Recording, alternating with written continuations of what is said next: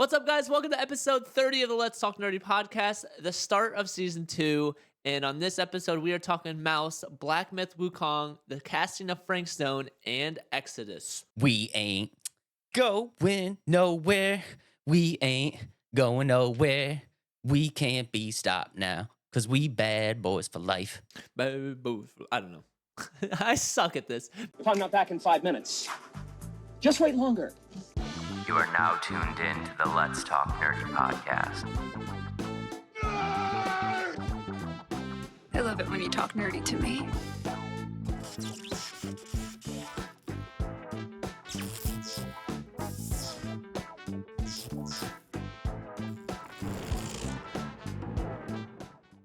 You know that song. You 100% know that song. I don't think I know that. A little ditty. A little bad boys for life. Don't know that one.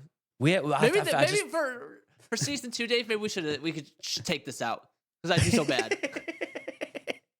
Maybe for season 2 we could flip it around. You come up with the song lyric, and that's a good we'll idea. we'll see how many I can get, because I think the people at home need to know how challenging it actually is, and Yeah. I would be Yeah. hard pressed to think that I would do any better than what you did. But yeah, that's a little ditty, and we had to throw it out there and just say we ain't going nowhere. We are back.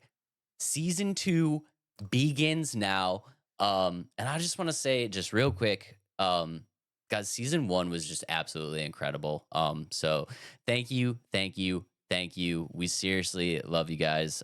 Season 1 was just absolutely insane. Adam, I don't know how you feel, but I feel like it went way better than I think we could have ever imagined. And yeah, we love you guys very, very much. Thank you. And season 2 begins now. Let's go. Begins right now. And it's just crazy to bring season 2 in with hitting 1,000 subscribers on the last day of 2023. How cool is that? Seriously, thank you everybody that's subscribed and been a part of our growth. And it's been, like Dave said, really exciting. And it's going to be even more exciting for season 2. And we are super happy to bring in the new year, the new season with you guys. And yeah, Dave, how was your holiday season? I feel like I haven't talked to you or seen you in like 3 weeks. I know, dude.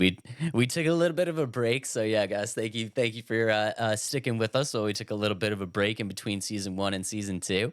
But yeah, dude, it's been far too long. I'm not gonna lie, I missed you, buddy. And I've been itching to get back. And I don't know if you guys can see the passion and the motivation, but I am juiced. I am ready to rock. The holiday season was good, man. The holiday season was great. Got some free meals. Unfortunately, did not do too much. I was a little bit under the weather, so my New Year's was pretty uneventful. But hopefully you have much better New Year's stories to tell the people at home, because I got nothing. I was getting ready for bed by like 10 o'clock. So we didn't get to celebrate. Yeah, we're starting to not celebrate the New Year festivities as much, even though that doesn't change our excitement of the New Year. But we traveled a lot. We were in kind of Dave's neck of the woods up in that New York area, but we didn't get to see Dave just because it was a little farther out of our reach. But okay, what was your favorite Christmas gift that you got?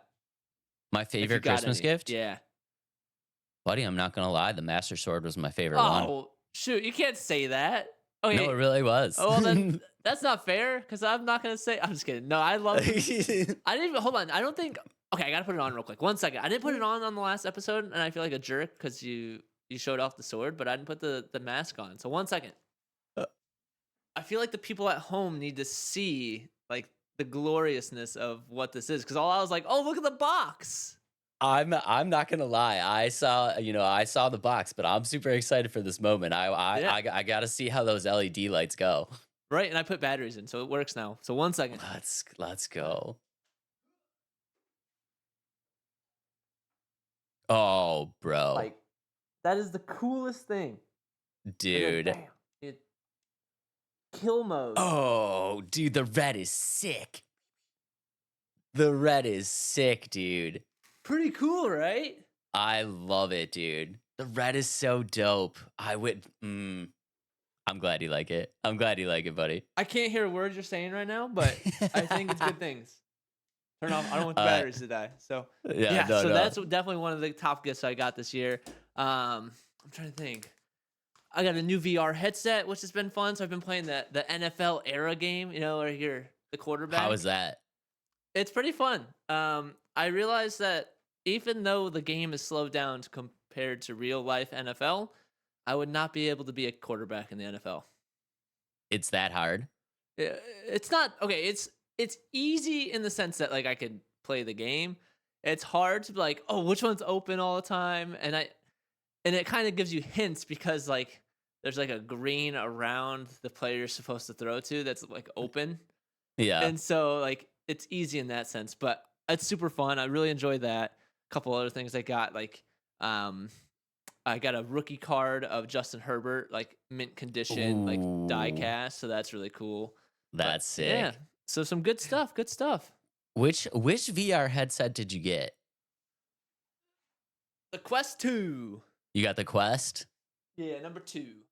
Okay. All right. Yeah, I might have to join you on this Quest journey because do it. I've been really wanting to play that quarterback game, and I've also really been wanting to do some VR golf. I know a couple of Yeah. my buddies do some VR golf, and yeah, it's as you guys know, I am up here in New York. I'm a bit of a golfer, and yeah, there's no golf right now, and I'm getting that itch, and Getting the itch.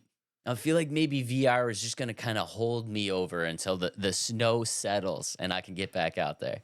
You might have to because like now that the Quest 3 is out, like the Quest 2 is like much cheaper than what it was.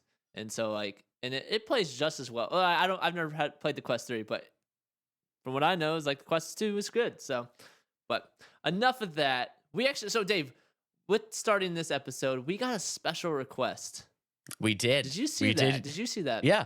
Yeah. We did get a special request. And honestly, I can't believe we didn't think of this idea before, to be I honest, know. right? We've had something Yeah. similar. We did like games that were hyped but didn't perform well. That's what we Yeah, we did. did. Yeah, we did that. But we didn't do a draft of the worst games we've ever played. The worst of all The time. worst of all time that we And I'm played. And it took me a little second to kind of like grab some of these because like for me, if it's a game I hate so much, it's like I remember it for when I play it and then it's out of my head. Like and so I had to like kind of dig a little bit. Some of them are recent because like I've played them recently, but it was hard for me to come up with 10 good games. So So and or bad games. I think this is good because I am the exact opposite. And whereas Adam is a little bit more patient and a little bit more forgiving, as y'all know, I am a little bit of a bitter berry. And if I spend my hard-earned money on a game and I don't like it, I remember that. Yeah. I never forget. So my list was absolutely gigantic. But That's awesome. you know what? Yeah, let's go ahead. Special request, dude. Thank you so much for the special request, Mhm. and let's get into it. This is the draft of the worst video games of all time. Yeah. I'm gonna flip the coin. Flip the coin. First coin flip of the new year, and I'm gonna freaking win it. There you are. That was pretty good. You lost Go it ahead. though. It was a good flip, but you lost. Okay. My first pick of the worst games I've ever played, no, the worst games ever. The draft of the worst games ever. My first pick is Gotham Knights. Terrible game. Also on my list. Yeah, it had to, like, and it's so sad because I gave that game too long of a chance. I put 15 hours into that game, and like I was like, no, this Dang. isn't that bad. This isn't that bad. Okay, I can't play anymore, and that's kind of what it turned into. 15 hours. That's impressive. I think I Yeah, gave that game like 3 hours. I think maybe yeah. like 3 hours. I did one stream of it and I was like, nah. That's what that game was. So that was my first pick. Nah, that's a very solid pick. Okay, with my very first pick, I am going to upset some people, and I am sorry, but I'm going to go with No Man's Sky. I I know, okay. I know they did some recent updates. I know they fixed some things, but I am talking about the original release of No Man's Sky. I cannot remember being more disappointed in a video game like ever. I don't. Yeah. We were promised so much. We were promised so many amazing things, and so and like limitless possibilities. I pre-ordered this game. I had this game pre-ordered for months. It finally came out. I put it in, and I was like, "This is a puddle of dog water. What happened to the game Yeah. that I was expecting?" So I know they made some updates. I know they made some changes, but the original No Man's Sky release definitely deserves the number one spot on my list. Yeah, and it's one of those games that like you'll lose your community if it doesn't. You know what I mean? Like we've talked about this in the past. It's like if you don't deliver on the launch, like you're not gonna get people back. And so No, that's yeah, no, what happened to you. I totally agree too because it's like I've heard great things about the new updates of No Man's Sky and all that stuff. I'll be honest, I haven't even tried it. I was Yeah, done. yeah. My experience with No Man's Sky is it's dead and I'm not going back. So I don't blame you. So my second pick, I'm gonna make some people mad too. So my second pick is NBA 2K23. I used to love it, and honestly, I could go as far as say like recent 2K games because a lot of them been so bad. But I like the last like good 2K game to me was 2K19, and I'm gonna make a lot of people mad because people love 2K, but I played 2K23 for maybe 45 minutes. It was clunky. I just hated that game. So that's my number two. I think it deserves to be on the list, honestly, because I know a Yeah. lot of friends that play 2K games and they were Hmm. talking specifically about like the online aspect and stuff like that. And it's like every single person that's in there is like can drain like a 3-pointer from the half court line. And it's just Yeah. like it's kind of lame. Yeah, definitely They deserves to made be on the it list. not just a basketball game. Like you can skateboard and you can do all this random stuff now. It's like, what the heck? So that's why I don't Yeah. like that game. Yeah, a little bit weird. Hmm. Okay, late. Ooh, I almost did it. I know you don't want me to do that anymore. Yeah, don't do that. I almost did it. Okay. So with my second pick, we're gonna go back. We're gonna go back in time a little bit, and we are gonna go back to one of my favorite consoles, the N64 era. And I don't think that this list would be complete if we did not throw Superman 64 on the list of the worst games of all time. I remember getting this game when I was a kid. This was a Christmas present, and I was Oh, so excited because I'm a huge nerd. I love the comic book thing. And back in that era, we didn't get a lot of comic book yeah. IPs. You know what I mean? Like having a comic book IP in anything other than a comic book was a really big deal. And I'm like, Mhm. oh man, new Superman game. Let's do this. I was a kid, opened that bad boy up. I've started playing it, and I'm like, what the heck is this? I'm like, we're flying through rings, and then I'm swooping down trying to pick up this car, and it's clunky, and you can't pick up the car, and you have like 4 seconds to do it, and then it's like, oh, okay, like, is flying through the rings just like a training thing? No, that is throughout the entire game. So if you want to Oh play man. a Superman game that is basically just like a one person racer through a series of rings and has nothing really to do with Superman at all, Superman 64 is your game. Superman's an IP that needs a new like a game. It needs a game. It needs a good game. It really does. Yeah. And I think one of the most challenging things is with Superman is like, can Superman do too much?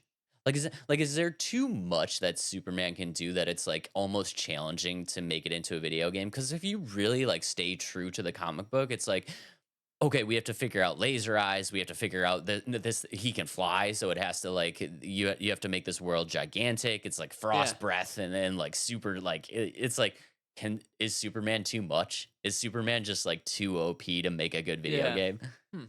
I don't know. That's a good question. I would say no, but I can see what you're saying. It's like he has too many elements to him specifically. Like, how can you give all those elements a good like thing? I agree. Okay, Yeah, I understand. yeah. All right, my third pick is a franchise I actually loved until they rebooted it, and that is Saints Row. Whew. Dave was there because I was hoping to stream it one night, and I was trying to do it at launch of the game.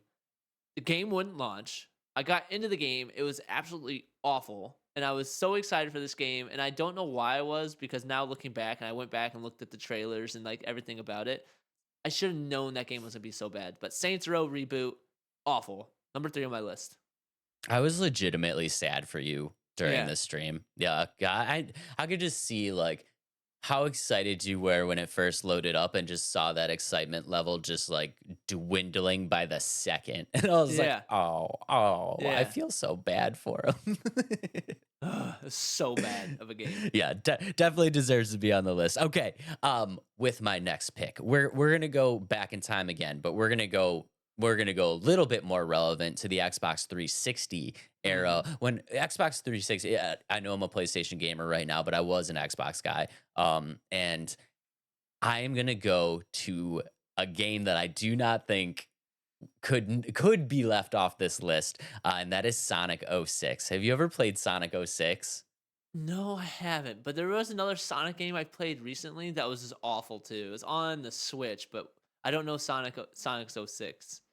Sonic '06, I was super excited because I was a Sega kid too. I did a lot of Nintendo and stuff like that, but I was a Sega kid, and Sonic, obviously the staple of the Sonic or the Sega, the Sega console. So I Right. was a big Sonic fan, and I was like, oh man, like they're bringing this to like the next gen. I'm like, this is gonna be super sweet. And then you load up the game, and you're like, what is happening?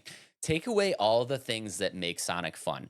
The super fast running through everything and these like very intricate kind of level designs and stuff like that. You are basically loading into like a Sonic like discovery game where you're kind of mumbling around this town and you're like, oh, you have to talk to random people and like you have to do all of these certain things.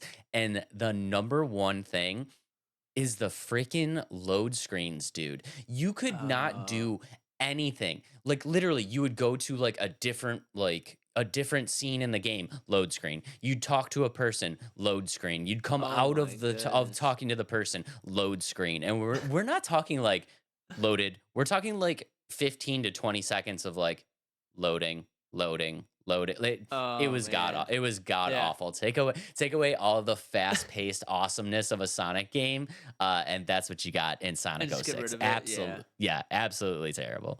That's no fun. My fourth pick is Call of Duty Advanced Warfare. Again, gonna make some people mad, but I don't know what it was about that one. It just didn't click for me, and I played it for a little bit.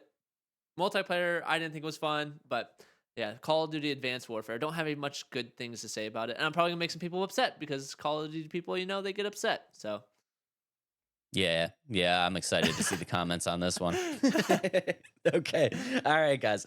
With my next pick, we're gonna go back to the Super Nintendo era, and much like Superman 64, we got to throw out a little Mario is missing. Do you know the game Mm-mm. Mario is missing? Okay, No. so let me paint the scene for you. The Super Nintendo comes out, and we obviously get Super Mario World, Yeah. amazing Mario game, right? Yep. Now fast forward a little bit, little bit later. Again, this was a Christmas gift. It's Christmas morning. Luigi gets his own video game, and I'm like, oh snap! Luigi got his own game. This is gonna be pretty sick. Christmas gift. Open it up. Mario is missing. This is gonna be amazing. I loaded up, expecting to get Super Mario World 2. What did I get? I got an educational video game of Luigi. And the goal of this game is you are traveling throughout this city and you are learning about historical facts. You are looking for historical artifacts. Is there jumping on goobas? No. Is there vines to climb on? No. How about mushrooms? How about power-ups? Is there any of that? No. What are we doing? We are literally walking throughout this town and talking to people and learning history. Worst game ever, dude. I was so sad. Yeah. I Yeah. literally started crying playing this game. I wasted a Christmas present on this historical Luigi game, and I'm Oh never gonna let man. that go. Yeah, I'm never It's one letting of those that things. go. It's hard to like. You can't just look it up either. Like you can't be like, oh, let's look up a review of this game back then. You know what I mean? So Oh like yeah, that sucks. So the disappointment, like this game's gonna be awesome, and then it's like, Gotcha. Thanks for Yeah. your 30, $40 or however much it was back then. Yeah, you couldn't look up a game and see if it was good. You had to go off Yeah. cover art and like Yeah. maybe it got a spot in like a Game Informer or something like that. But I was 100% expecting Super Mario 2, and then yeah, and then I was just walking around the city like learning about when Leonardo da Vinci created his first invention in 1487 or whatever. Oh man. Like that, That's this is the awful. worst. That's This is the worst. terrible. Throw this That's game out, terrible. mom. Oh yeah. Sorry. I closed my eyes. Throw it away. That's awesome. All right, my number 5 pick for me, or my last pick, is Tony Hawk Pro Skater 5. Ooh. Ooh, it was, I think, the first Tony Hawk game that came out on PlayStation 4. I pre-ordered it. So I didn't have a car my first year of college. I took the bus, and it was one of the last buses to get over there, so I couldn't get a bus back. And so I'm just waiting for this game to come out, and I loaded in. It's past midnight, and I'm like, this is awful. Awful. This is not the Tony Hawk I've grew up with and loved. I hated every element. It was clunky. Although the coolest thing about that game is there was Teenage Mutant Ninja Turtles that you could play as, and I thought that was awesome. I do remember that. Yeah, Yeah, that but part, other that than part that, was it was pretty an cool. awful Tony Hawk. Awful Tony Hawk. There needs to be a good Tony Hawk remake. I know they just made the 1 and 2, but come on, Tony Hawk, give us something good again. Give us that sizzle that I Yeah, love. like a new Tony Hawk, not like a remake, like a Yeah. new Tony Hawk, but like a revamped Tony Hawk with like all the Yeah. capabilities of the next gen consoles. Yeah, of Yeah, Underground, Tony Hawk Underground 2. That's what we need. yeah. Yeah, no, because I'm a huge fan of skate games, and don't get me like I love Skate 3. I'm super excited for Skate 4. Like Session is sweet, Mm, but sometimes you just want like that Tony Hawk arcade feel. You know what I yeah, mean? I agree. Yeah, yeah, I love that. Guys, let's get a new Tony Hawk game. Come on, Let's start a petition for a new Tony Hawk. come on, Tony. Yeah. Okay. And with the last pick of the draft, um. I don't know if we could have this list without mentioning this game. And I have played this game, but we're rounding it off with the worst game in history, and that is Big Rigs. Have you ever heard of Big Rigs? Mm-mm. No. Oh, you jeez. you need to look up Big Rigs. Okay. Wait until you see this because it's absolutely incredible. This is number one on probably every single worst game of all time list that I've ever seen. And for good reason. And I did not play this game as a kid, but knowing it was the worst game possible, I did actually play it a few times. Hmm. And this game, I'm so surprised that this game even came into fruition.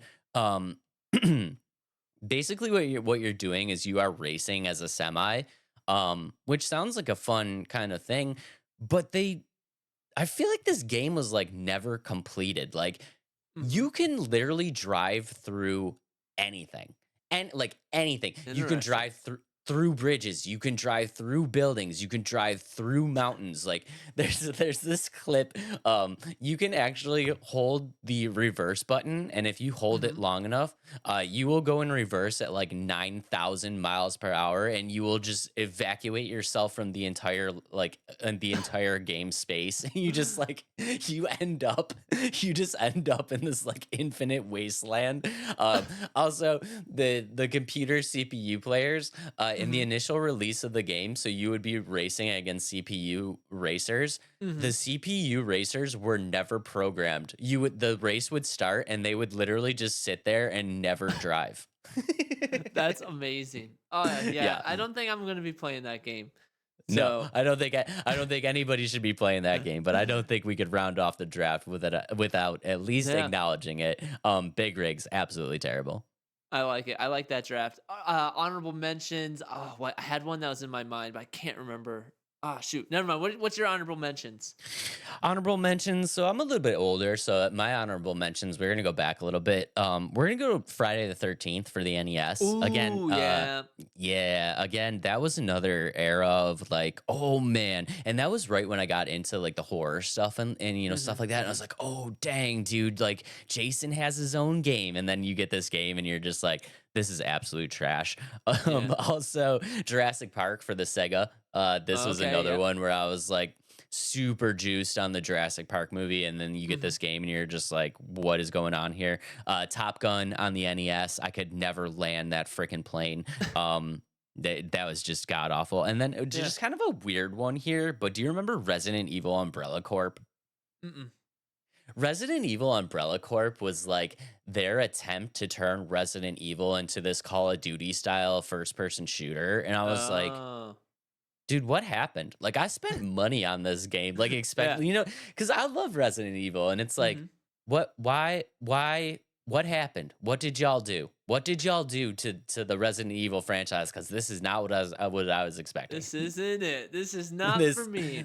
yeah, So, and then, oh, I do. So, one of recent days, like most recent days, we've talked about on or on our podcast.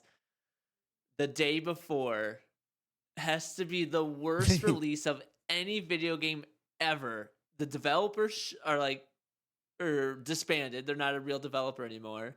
And the amount of refunds and the absolute negativity of the game because they promised so much and under-delivered by a crazy amount. Like they completely gave a different game than they said.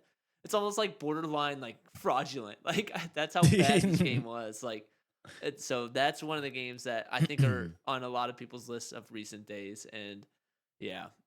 yeah. I honestly kind of want to throw it out there and be like, I think that release was even worse than the initial release of Cyberpunk. Like, No, well, it's so yeah. bad. I don't think you can play on the servers anymore. I think it's that gone. I think it's I that mean, bad. if there's still servers out there, they should probably just go ahead and shut them down because Yeah, they're probably just wasting some money at this point. yeah, right. But so that was a But pretty good draft. That was a pretty good draft. Now we yeah, get into the meat and the content or the content, the episode, the games of the episode. What am I saying? We're gonna get into the games of the episode, starting with Mouse. Dave, what are your initial thoughts? Do we want to just pull up the trailer?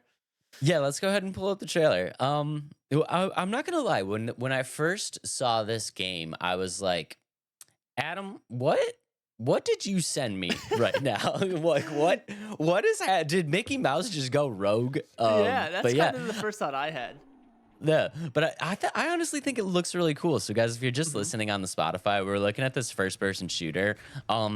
But it's very much in this like old school film noir, and Yeah, I'm about it. I'm about yeah. this. Are you excited for this game? I'm super excited about this. Like you said, it gives me that like Mickey Mouse gone rogue kind of situation. It's got the rubber banding of like old cartoons, which is cool. The Yeah, animations look fun. Um, and it's funny that I thought this would be a game that you would be super like into because it's got a lot of elements of you played Cuphead, right? And you like that game. love Cuphead. I've And that's loved some of Cuphead. the animations and the designs that I was like, oh, this is like first person Cuphead without all the craziness. Like it's got craziness, but it doesn't have like those like the powers and stuff like that. So that's why I was super excited about this one. I was like, oh, Dave might like this.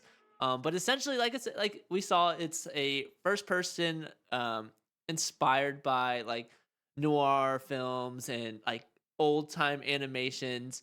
You'll get to play as a detective mouse, and then I think it's gonna be a simple story of like bad guy or yeah, bad guys versus cop. I don't think it's gonna be anything groundbreaking in terms of like storyline. So like, but I think it's Yep. a good change of pace from what we get nowadays with some of like the intense first person shooters or the over the top. You know what I mean? But for this one, I'm pretty excited about it. Yeah, and I'm glad that you brought that up of the Cuphead style because it's Hmm. like when I was watching it, that's exactly what I was thinking. I was Yeah. like, this is like if Cuphead made a first person shooter. Hmm. And as you know, I loved Cuphead. I thought like the animation style was just insane, like so unique and something that like I'd never seen before. And I was like, they should make more games like this. Like I Yeah. wish they made more games in this style. And And yeah, I'm super excited for this one too. Like, congratulations! I think you're 2 for 2 on the First last two person? episodes. Yeah, let's You go. That's yes, cool. you found a first person shooter that I am actually excited about.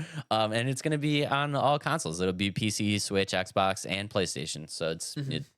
right up my alley. And then some a little bit of the gameplay with it. So like you'll have diverse weapons, and like I saw this in like the very original like pre-alpha. Like you didn't have any of the textures in the back or anything. It's just like mechanics of the game, and like so Yep. you'll have different weapons and power ups, different explosives. And so like there's like gonna have like a vending machine, like they can have your power ups, and like you'll be able to buy your power ups from Ooh, vending machines and stuff. So that's that's kind of cool. I never like played BioShock, but I know like I didn't they have that kind of element where you can go up to the vending machine and Yeah. like or Call of Yeah. Duty Zombies, they had like the vending machines for that kind of stuff. Um and I think that's so cool. Like I think it's a simple and then you'll have different methods of playing. So like it's not gonna have like a stealth element, but you'll have like ways to like sneak around and like plan your attacks, if that makes sense. So you can either go in there guns blazing, or you can like use your environment and like sneak around and like take out your enemies. So I think that's pretty cool. I just think like overall, I think the animation is like simple, but it also has some good attention to detail. I don't know if you noticed that. So like when he's shooting his revolver and he reloads, like it actually spins and you can see the bullets being put in. So I thought that was really neat. Um, I'm super excited to see what this game is going to become. And like just looking at it from the first ever video they posted, they've come so far from what it was into what it already is, and I'm super excited about this game. Unfortunately, it doesn't come out till 2025, but I just think that just gives them so much more time to make this game like rich of like just fun content, if that makes sense. Yeah, no, and this is kind of like a little bit of an announcement. I know they did an announcement prior, but I Hmm. think this is kind of like the first like It's like true. the official one, yeah. Yeah, because I think that first one, like you said, was a little bit just more about like introducing the mechanics and like, hey, this is a concept. I think this is much more like an announcement, something that's Yeah. more polished and put together. But yeah, like you said, the animation style is absolutely incredible, and I Yeah. think that attention to detail was again that was like something that you saw in Cuphead where you were like, Right. wow, that's so crazy. Like that's so crazy that it's like it looks kind of basic, and I think because people are seeing something that's like a blast from the past, they kind Hmm. of they kind of might write it off like, oh, that was easy, but it's Right. like it's really not, you know what I mean? Like it would like Yeah. that type of animation style was just it was really difficult for the time, and to Hmm. recreate that I think takes a little bit more effort. Um and I didn't know about the stealth thing. That's kind of cool that you can play it as Yeah. stealth. Yeah. Yeah, I very much so thought that this was just going to be like a run and gun, get in there and just blast away. So that's kind of Yeah. cool that they introduced that other aspect of the game. Yeah, I agree. I think that's gonna make it just it adds another mechanic to excite other people like about the game. And kind of going off like you said, you like there's games that like yes, it looks like a simple concept, but the amount of what they have to do to make that concept come alive, like I think it's so much easier to like just animate something like this, but actually to put it in a playable, like you're controlling that, like there has to be like tons and tons of little elements that like the game developers have to go through and the animators of games like okay, so like in a TV show, I'll just draw and pulling the gun up, but how are Yeah. you gonna do that in a video game? Like left trigger, like you have to draw. You know what I mean? Like it's insane on like the simplicity of it, but how much is going into it. I think is really cool to see brought to life, and like to bring something to life like this to make it look good. I think it's insanely hard too. So props to like the developers of this game, and I am super excited about this one. Yeah, props to the developers. This is Fumi Games, right? Yep, Fumi Games. Yeah, yeah. So props to them. I will say though, I think that the success of this title is going to depend very, very much so on the responsiveness of how this game operates. Hmm. Because you talked about it a little bit of like people are going to assume that this is kind of a basic concept, which I get it. It's not going to have a huge story arc. It's a first person shooter, so like the groundwork has been laid. And I think people saw that in Cuphead too, where it's like same kind of thing. It wasn't so much about like a storyline. It looks like it's kind of like, just these very specific levels, and it's like Hmm. the thing that I really loved most about Cuphead was just that fluidness. It Hmm. was, and I talk about this all the time because I play really, I do enjoy playing really, really hard games. And those games are only successful if I feel like I'm not at a disadvantage because of the programming. You know what I mean? Like Right. whenever I was playing Cuphead, I always felt like anytime that I got hit or anytime that like I lost, it's like I lost. Like I made the Right. mistake. You know what I Yep. mean? And I think if they focus very much on making sure that this game controls fluidly and Hmm. handles the way that people want it to handle, I think it is going to be very successful. Hmm. I agree Yeah. with that, and just from what we've seen already, I think they're already on the track of doing that. It's easy to sell that in a video that you're not actually playing, but Yeah. like to me, like looking at it, it looks like it has that fluidity, and it's like I said, I think it looks good and it looks like they're on the right track to put something out there that a lot of people are gonna not realize they're gonna love it so much. And like I said, it's a good step away from the norm of like Call of Duty first person shooters, or I've been playing Ready or Not, so like the realistic like police simulators. Like it's gonna be a fun step away from that stuff to play something so simple but really exciting to play. I have one question though. I Do have one you answer. think do you think that their decision to make this game black and white is going to hinder them?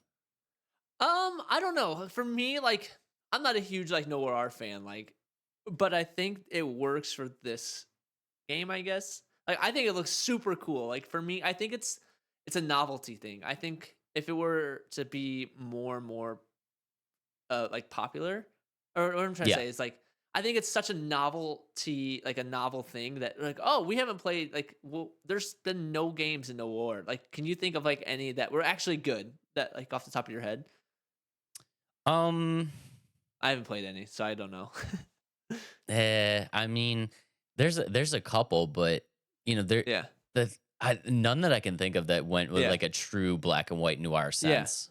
Yeah, Yeah, because I no. know there's a lot of games that like either they'll start in color or they'll have a scene where it's in noir. And honestly, when they switch the scene to that noir, like I don't like that. Like you know what I mean? Like there's games where like I'll be playing and it's like this part of the story. Okay, flashback. You're in black and white now. It's like no, I don't like that. Go back. I want to see my colors. But for this game, like having the expectation like from the beginning that it's like inspired by those like 1930s, yeah, 1930s Yeah, TV like shows, like I think that sets the stage. Like, don't play it if you don't want to try something new. I think.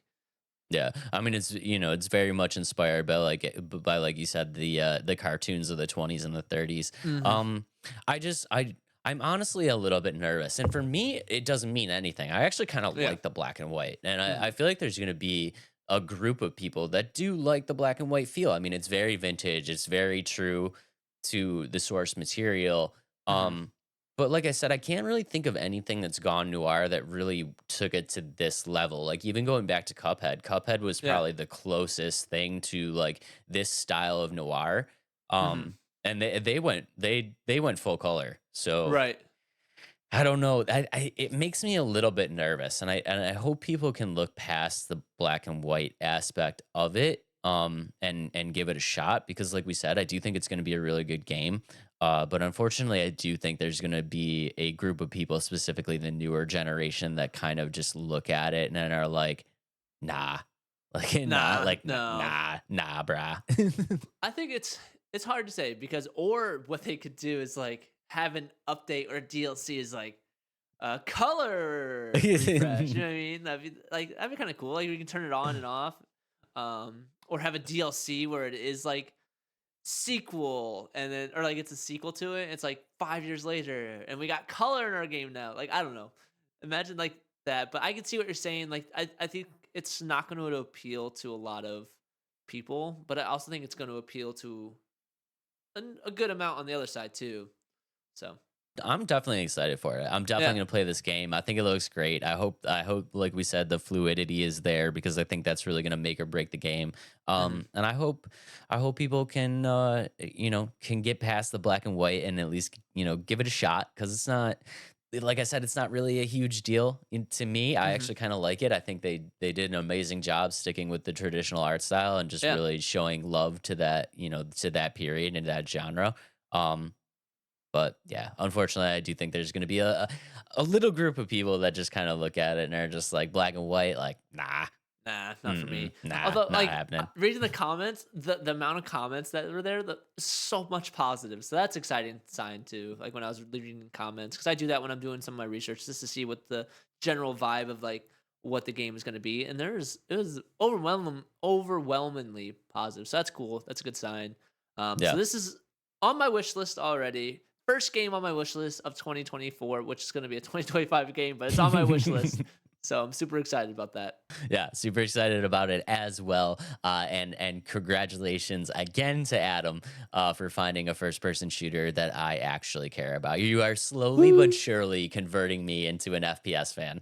So this is a game about a mouse and a mouses around them, mice around them, not mouses. Oops, mice Meese, around them. Mice, it's mouses. mice. It's Is it? mice. It's Ma- mice. Mices.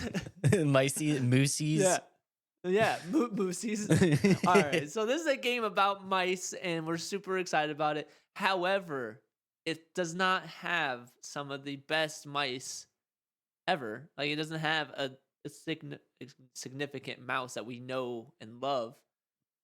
Not But yet. I mean, not yet. not yet. The detective Not yet. mouse could fall on this list at some point. Yep. We'll leave the door open there.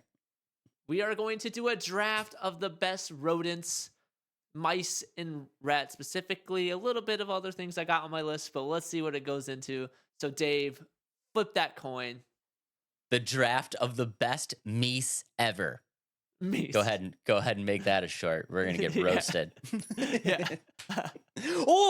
Let's go. I won dang one. it. No, Let's please don't pick go. him. All right, Dave gets the first pick.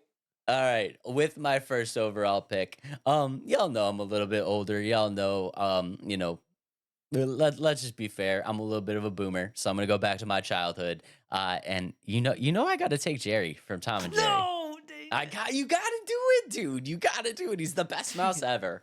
He Was is that number one one? of the best. That was number one on my list. That was number one on your list. I'm Yep, sorry, that was buddy. number one on my list. So it's okay. All right. Well, with that being your first pick, my first pick of the draft is Mickey Mouse. Like, you can't have Mickey Mouse any lower than 1, 2. So I feel like that. Yeah, yeah, I that's feel a like good 1-1 punches. You know. I feel like those are the clear 1-1s. Yeah. Yeah. Okay. All right. With my next pick, we're gonna go back. We're gonna go back to the Looney Tunes well. And I got to do a little underlay. Speedy Gonzalez. Dang it. He was on my list, but a little lower. But dang it, that's a good pick. That's a good pick. My second pick is Stuart Little. Oh, that's such a good one. Yeah, it's such a I love wholesome Stuart. little mouse. There's- Yeah, With his little cardigan. yeah, exactly. Stuart Little's such a good mouse. All right. That's a great one. Okay. Number 3 on my list. And probably, we've had a lot of we've had a lot of influential mouses, if you will, on Mhm. this list. But I'm gonna go to the most influential for me. And we're gonna jump to the other side. We're gonna go with a rat. And I'm gonna take the one and only Splinter. I mean, Yep. yeah, Splinter's got to be on the list. Yeah, I was Right. gonna take him, but I was like, oh, that's Dave. I can't take Splinter from Dave. So you're Got it. I did that for you. I appreciate you, You buddy. took, And now, you took Jerry now- from me, but I didn't take Splinter from you. It's okay. Yeah, I was gonna say now I feel worse about the Jerry pick, but it's okay. No, it's okay. It's okay. So my third pick, it's actually not a cartoon or a movie. My third pick is Chuck E. Cheese. Does that count? Dude. That counts. Okay. I'm gonna cover up the rest, but I want you to go ahead and look at number 10 on my list right there. I don't know if you can see it. Yeah. Chuck E. Cheese. Let's go, Let's dude. go. That's a good pick. Chuck E. That was Cheese- my childhood. Like, you cannot. That was my have, childhood like- too. Yeah. So Yeah. cool. There's Yeah. nothing better when you were a kid than just spending a Saturday in a stinky ball pit eating cardboard pizza. It's just Yeah, it was so great. And having some element of fear of Chuck E. Cheese, but you still loved him because he gave you so many like free toy or prizes that you thought were free, but your parents are spending $50, $60 on coins for you to get 20 tickets, and like, what can you win? Oh, you can have 3 Tootsie Rolls. I don't know if people I don't know if like the younger generation fully understands like the woes of going to like a putt-putt or something like Yeah. that, where it's like your parents would literally just give you like $50 and we'd win like one of those stupid shoelace bracelets, and you're Yeah. just like And you were so proud of it. It's like, I earned this, but like it was like you did like you said, it's a $50 bracelet that your parents are like, dang, we got to make sure our bank account clears next week. Right? Oh man, So good times, yeah, good times. that was No, great that's times. that's good. That's good. Okay. Next up on my list, and I'm gonna need to clear this with Mhm. Adam.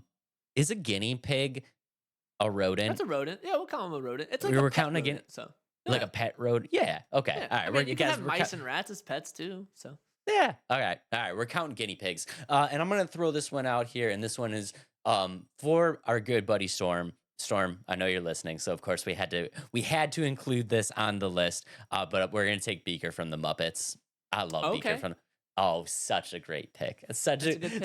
Such a great. I was a little nervous because I wasn't sure if guinea pigs were gonna count. But they do, and Storm Beaker is on the list. Let's go. Perfect. So my 4th pick is a chipmunk, and I'm taking Alvin from Alvin and the Chipmunks. Really prioritized Alvin, huh? No Yeah, I Theodore. love Alvin. Alvin and Yep. Adam, they have A's. Oh, Theodore. Oh, yeah, little Oh, chunky little chipmunk. Yeah, shang it. But I'm mm, sticking with my guns, Alvin. He's the leader of the chipmunks. So okay. All right. But you're gonna get you might get a little roasted on that one, but that's yeah, okay. At least we got one chipmunk in there. Okay. yeah, he was a little bit Guys. of a mean boss too. So maybe I shouldn't have picked him. But he's on my list. Mm, No he was takebacks. he was a little controlling. I'm not gonna Yeah, lie. Yeah, yeah, he was a little. He wasn't about the group. He wasn't about the yeah, collective. You know what I mean? yeah. Okay. Guys, with my next pick, we are going to go.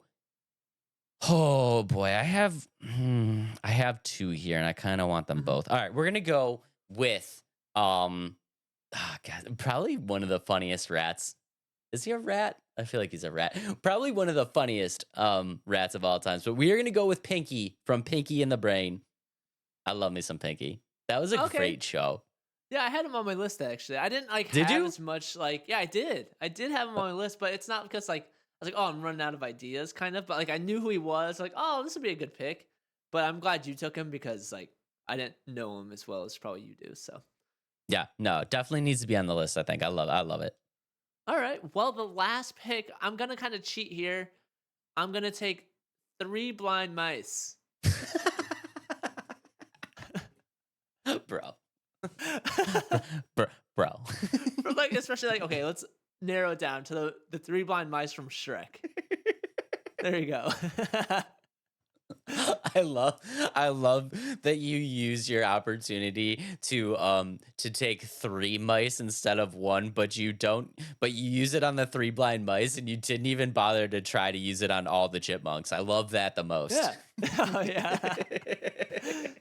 Well, because I didn't want to like because Alvin and the Chipmunks they all have names. The 3 blind mice don't have names. We all know who runs the ship here. Alvin's just like, listen, I'm the boss. Y'all just kind of tag Yeah. along. Yeah. Yeah. No, But that's good. that was a fun That's a pick. good draft. Yeah, guys, That was let a us fun know draft. down in the comments if we missed any. We love seeing your comments. You guys always throw out Yeah. ones that we weren't thinking of. So yeah, drop it down in the comments. Super Honorable excited to see what mention you of guys Minnie come up with. Mouse. We didn't put her on the list. Didn't put Did her Minnie on the dirty. list. Yeah, no, that was a good one. I mean, there's a bunch. There's a bunch. Mhm. Um, Gus from there's a bunch. Cinderella. Little mouse and Cinderella. Remy from yeah. yeah. Ratatouille. Yeah, a little Dang. Ratatouille. There's a lot. There's a lot. We missed them. We're sorry. We're sorry. We're sorry. Yeah. We're gonna get roasted again, just like the Yeah. swordsman draft. We did not Yep. mention the Princess Bride in the swordsman draft. That was a big mistake. Oh, yep. Yep. We should have gone back and redone that one. But We should have. yeah. Okay, guys. Next up, we are talking about a game that I am super excited about, and that, of course, is Black Myth Wukong. Let's go ahead and roll the Black trailer. Myth Wukong. We're gonna roll this trailer right off the bat, starting Yeah. now. Here we go. Adam, what do you think?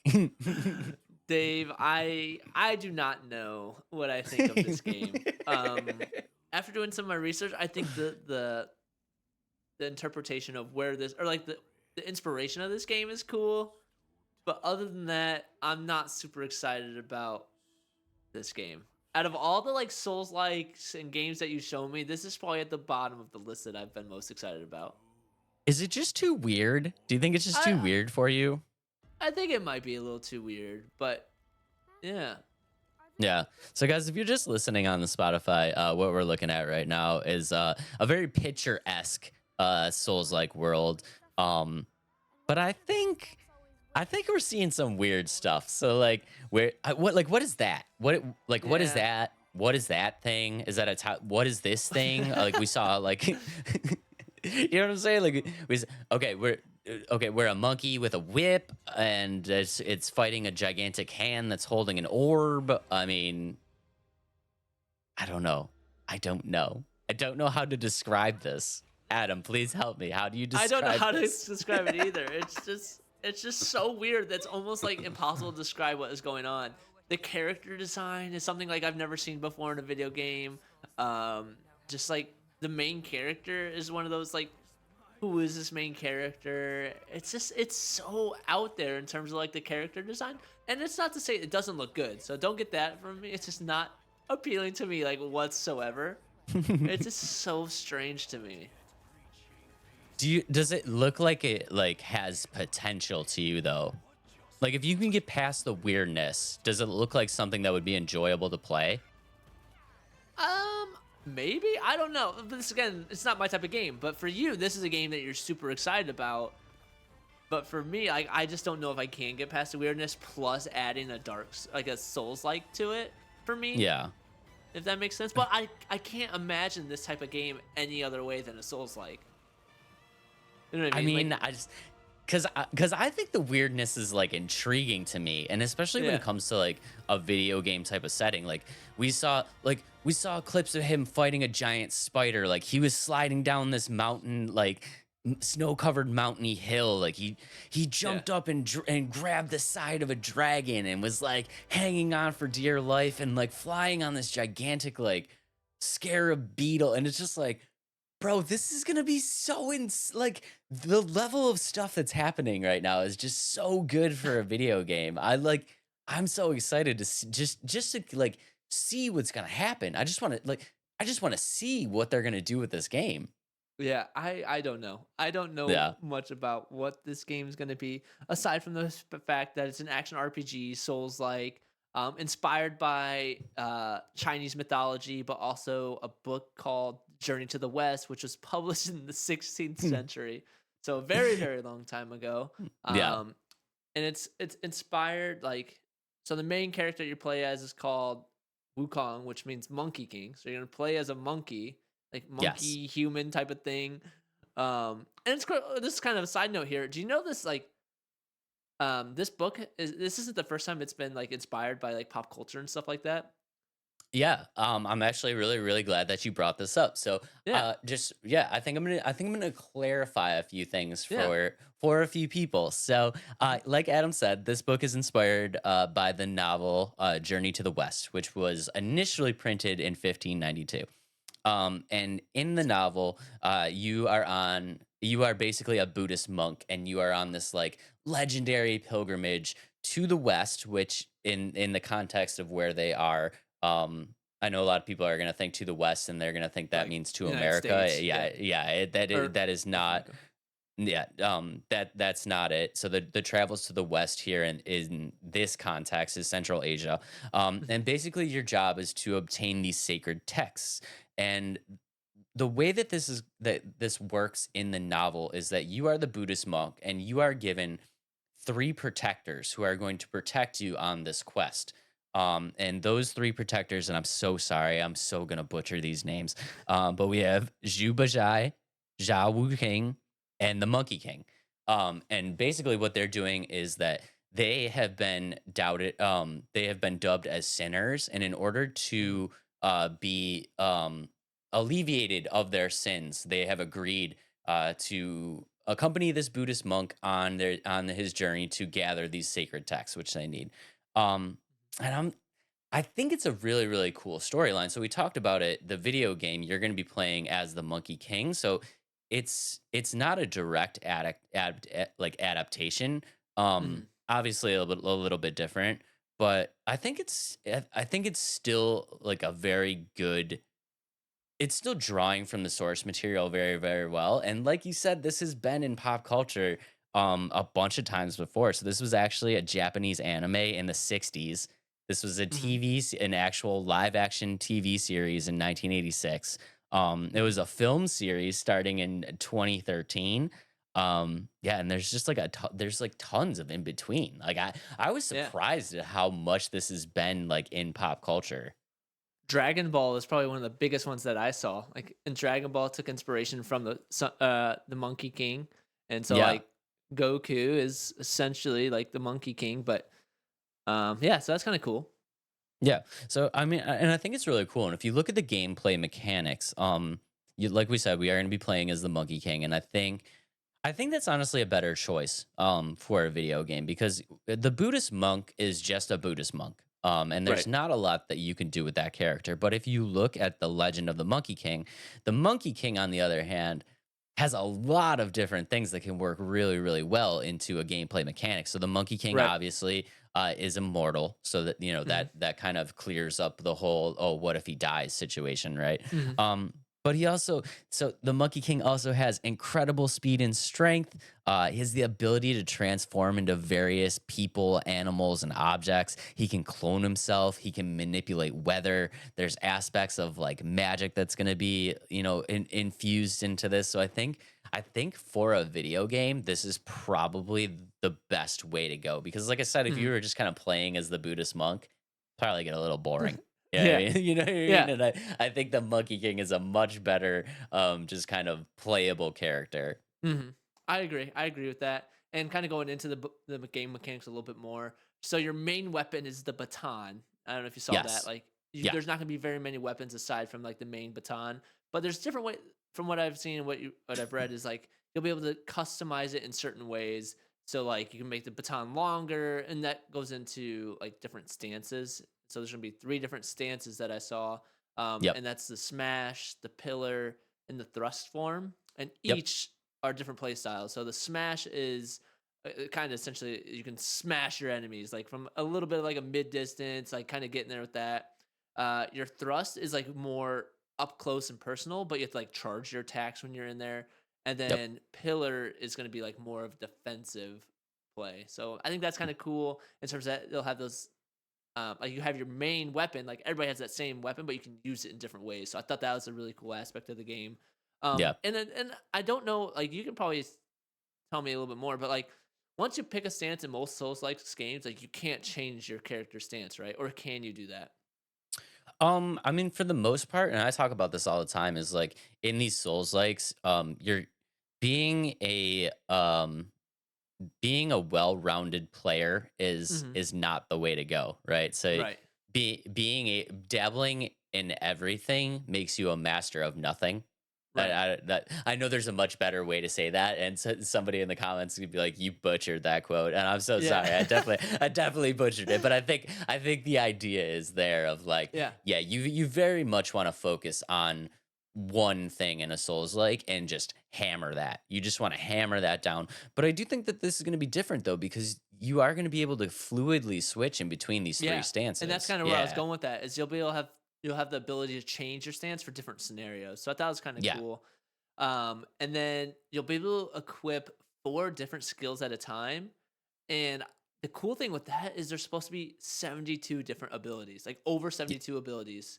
And so you can like yes, make your characters, like you said, if you want to transform, you want to duplicate yourself, if you want to like run really fast, like you'll have those abilities where you can kind of interchange them. And I think that's super ambitious, but also like really cool, like what people piece together to make their loadout or their character like attributes, and I think that's really cool.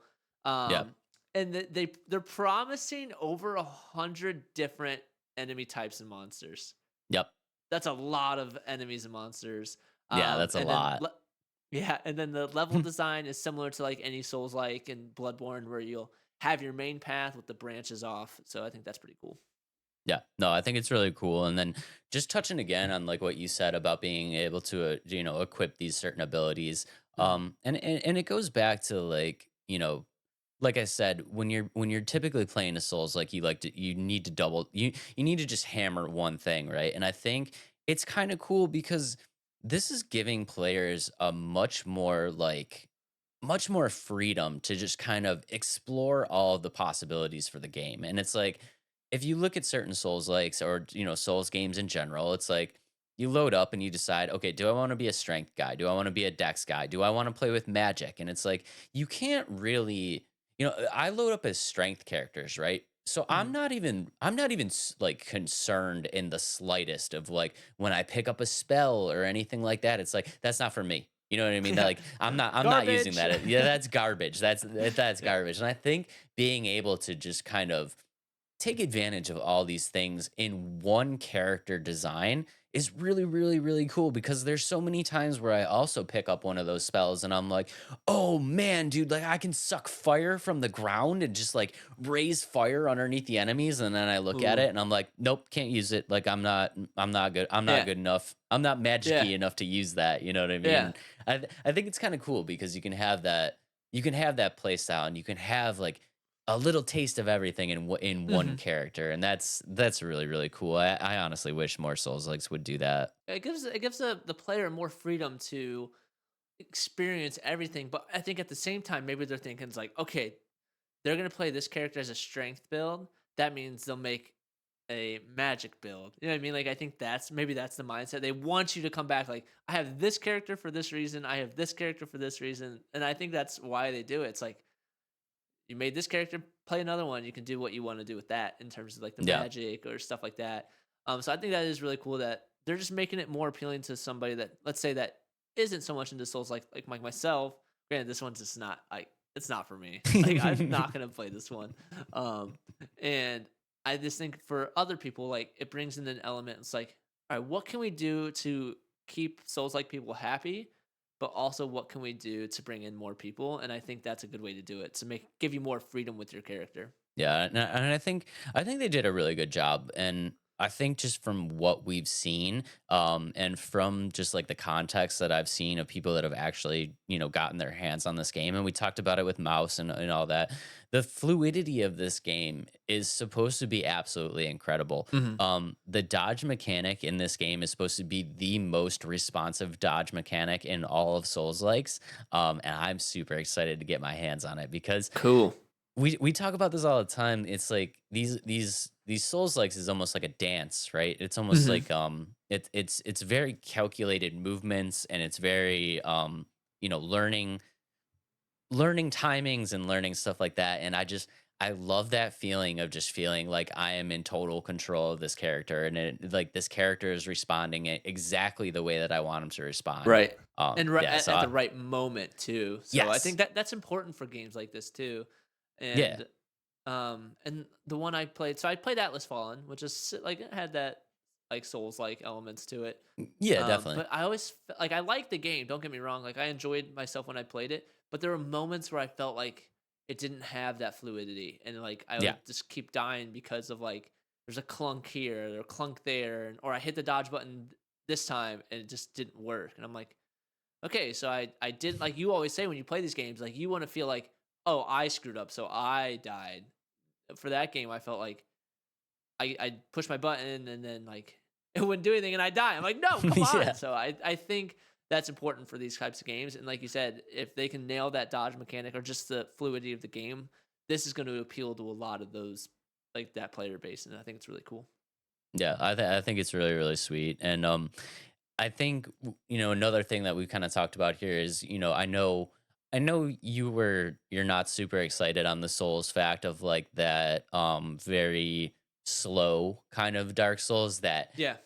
okay dodge dodge dodge okay get in jab okay dodge Yeah. dodge like like you're not the hugest fan of that and I think there's a lot of people specifically people that are not into Souls likes that also don't like that Mhm. and this game from what I've been seeing and what I've been reading of people that have actually gotten their hands on the game this game is much more I would consider this much more of like a Sekiro or like a Bloodborne as opposed to like a Dark Souls, where they very much reward you for being aggressive. They Yeah, don't like in want the they action. Yeah. Yeah, they do not want you to play the game. I mean, you probably can play the game that way, but the whole idea of the game is not so much that dodge, dodge, dodge, get in one hit and then get out. It is very much be aggressive, stay on top of your opponent, keep attacking, like, and I love that. I love that style because I am a Souls player, but some of my favorite games in the genre are Sekiro and Bloodborne, and it's because I love that being aggressive motion. Like, Mhm. I don't want to dip out. I don't want to dip out. I want to get in there and double down and hit harder. And I think that's more appealing to like a wider audience. And I think they've Mhm. done a good job with trying to make that the mechanic of the game.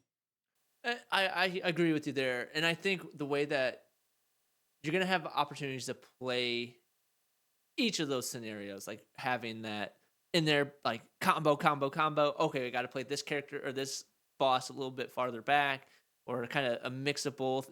Given that you can like switch your stances, your abilities, and I think that's cool. You'll have elements of all that instead of just like, okay, I'm just gonna go in there start punching and like not like feel like you're like get hit or you know what I mean, like you're just in there and like you never get like punished for being in there for too long. And then I think there's gonna be another boss. It's like you're in there, okay, you're there too long, get out, and then bam. So Yeah.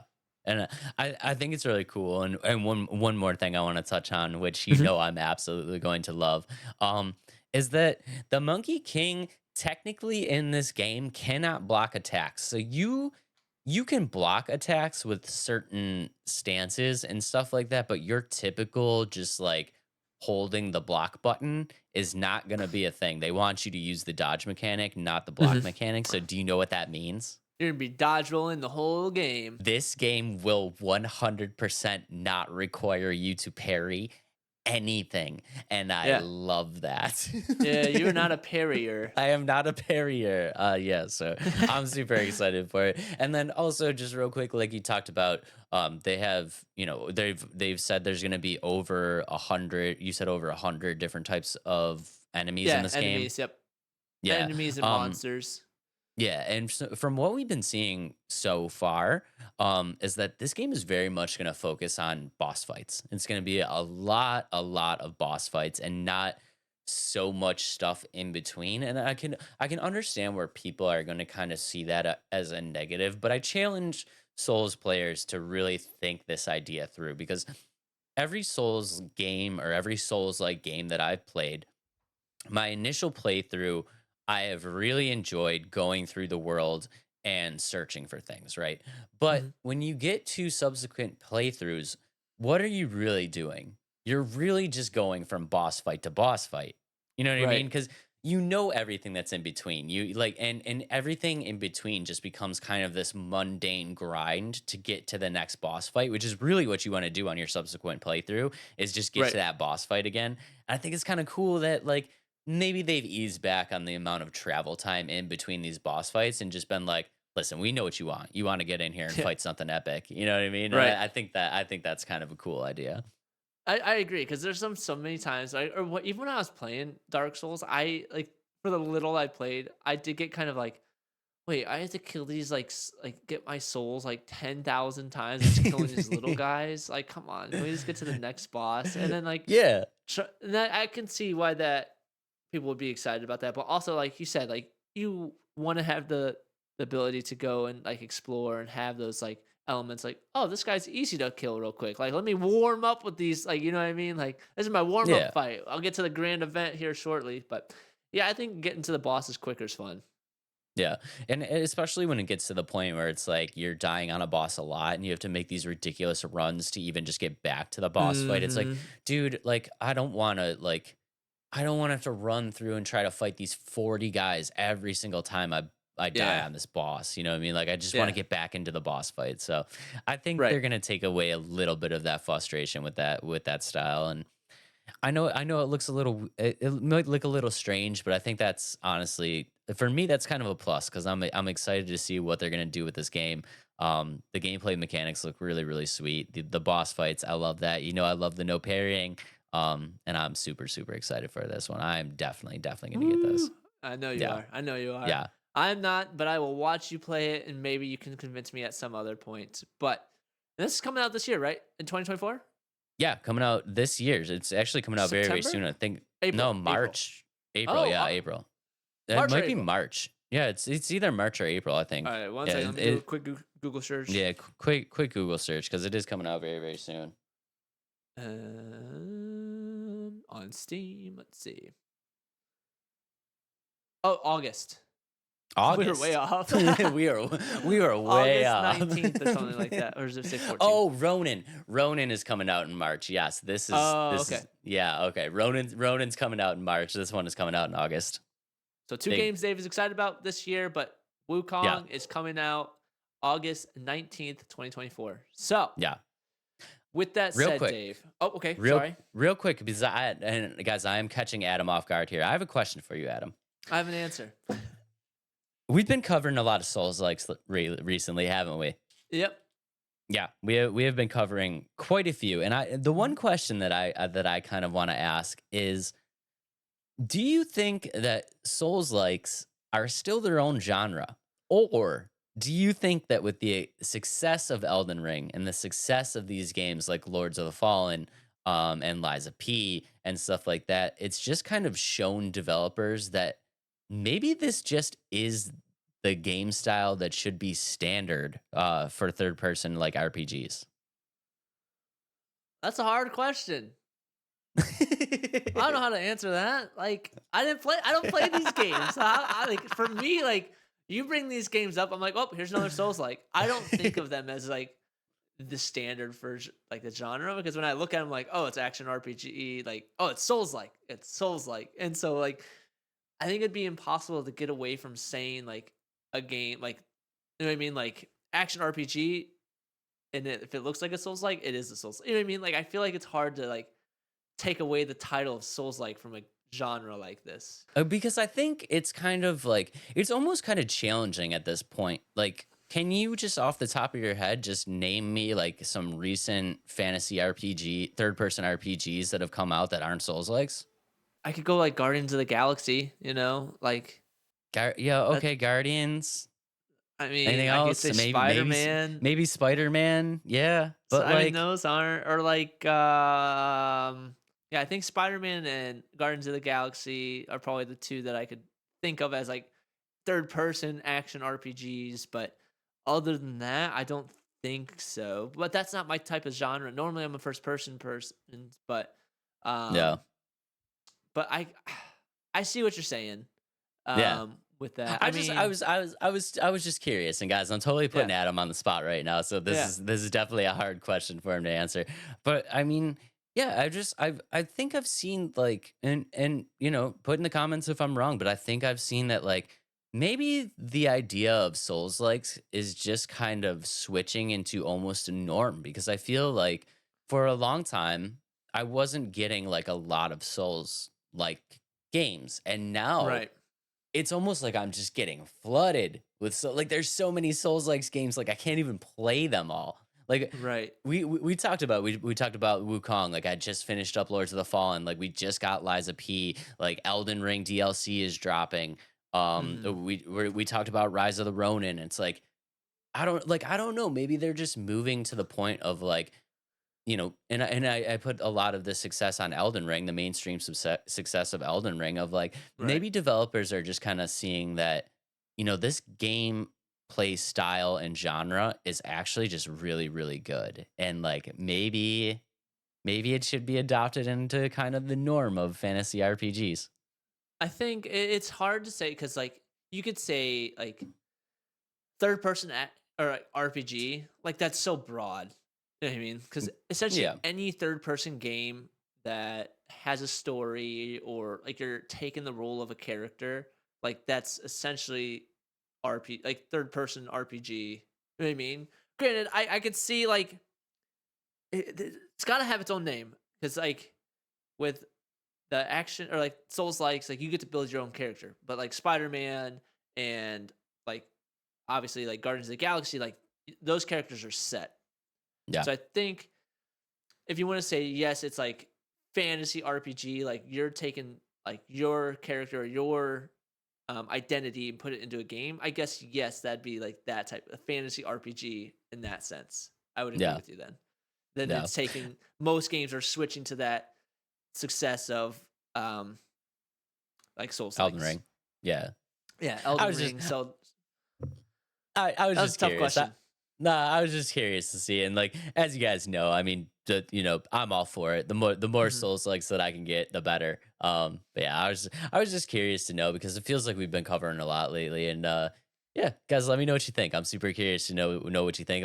Let us know down in the comments. Like, do you think Souls likes is just becoming kind of normal The at this norm point? And for like, yeah, just that's what I was kind of saying is like, is it more like the norm than just like a one like once in a while kind of treat mhm. that we were getting in years past? Right, and now it's becoming that like solid like there's more expectation where games like this are supposed to be like Souls likes.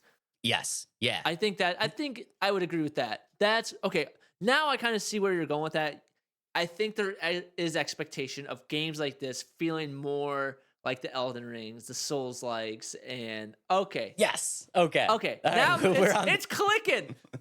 We're on the same page now. We're on the same page. Yeah. Yes. Yeah. Took Yeah. me a And second. I Okay, I understand where you're going with it now. Yes, I think there's an expectation of games of this nature to feel and play more like a Souls like, and it is becoming that expectation. yeah. I like. Okay, I'm there with you now. Took me Let's a go. second. I turned the page and caught up, Dave. Cool. Again, I put Adam on the spot here, so You did. I'm gonna take full. I'm gonna take full responsibility for that one. But yeah, I'm glad we're on the same page, Yeah. and I am glad that I am getting just a abundance of Souls likes to just fill up my gaming library with. Yep, and this means more and more time that you have to play these games. But Yeah. Dave, moving on. You know we haven't done competitions very I'm much on our so podcast. so scared. I'm so scared right now. So we are going to do our first like competition against one another. I mean, our drafts are competitions, but this is going to see who's truly going to be the winner. And we're going to do, since this game is about monkeys and primates and things like that, we're going to name we're going to name fictional primates until one messes up. Oh, dude, I'm so nervous. I'm so Dave, nervous. I will let you start too. You're gonna let me say, Adam, Yeah. dude, Adam came prepared. He's been studying this for like No, I 3 didn't. days. When I tell you I pulled a list up just to glance, that's all I did. Okay. So no cheating. right. No, you better not have a list. Do not have a list prepared on your computer. Do or not your have a notebook. list. I'm Okay, not good. gonna lie. I spent like 20 to 30 minutes last night studying and I felt like I was Oh, back in no. school as I was studying, trying to remember these names. So yes, ladies and gentlemen, we will be naming fictional monkey characters until one of us messes up. And I just real quick before we start, I want to know how we're gonna judge this. Or how much time do we have, like before Oh, you're like just you lose? once you don't have one, Once or you if don't there's a have repeat. one? Once you don't Okay. have one, or there's a repeat. Okay. We're going back All and right. forth. Okay, let us begin. I am going to go with number 1, Gorilla Grodd. Okay. Number 2, Curious George. Oh, that was my number 2. No, it's Spike from Ace Ventura. Okay. Diddy Kong. Oh, Donkey Kong. Okay. Caesar from Rise of the Kong, or like Rise of the. Like the Oh monkey yeah. people. Yeah. Planet Yeah, of the no, Apes. There we go. no. Okay, all right. Optimus Primal. That Come counts. He's a on. monkey. He's a monkey. That counts. That doesn't count. I'll let you have it. That's more of me just delaying so I can try to remember another one. Oh man. Shoot, I'm blanking. Oh, Donkey Kong Jr.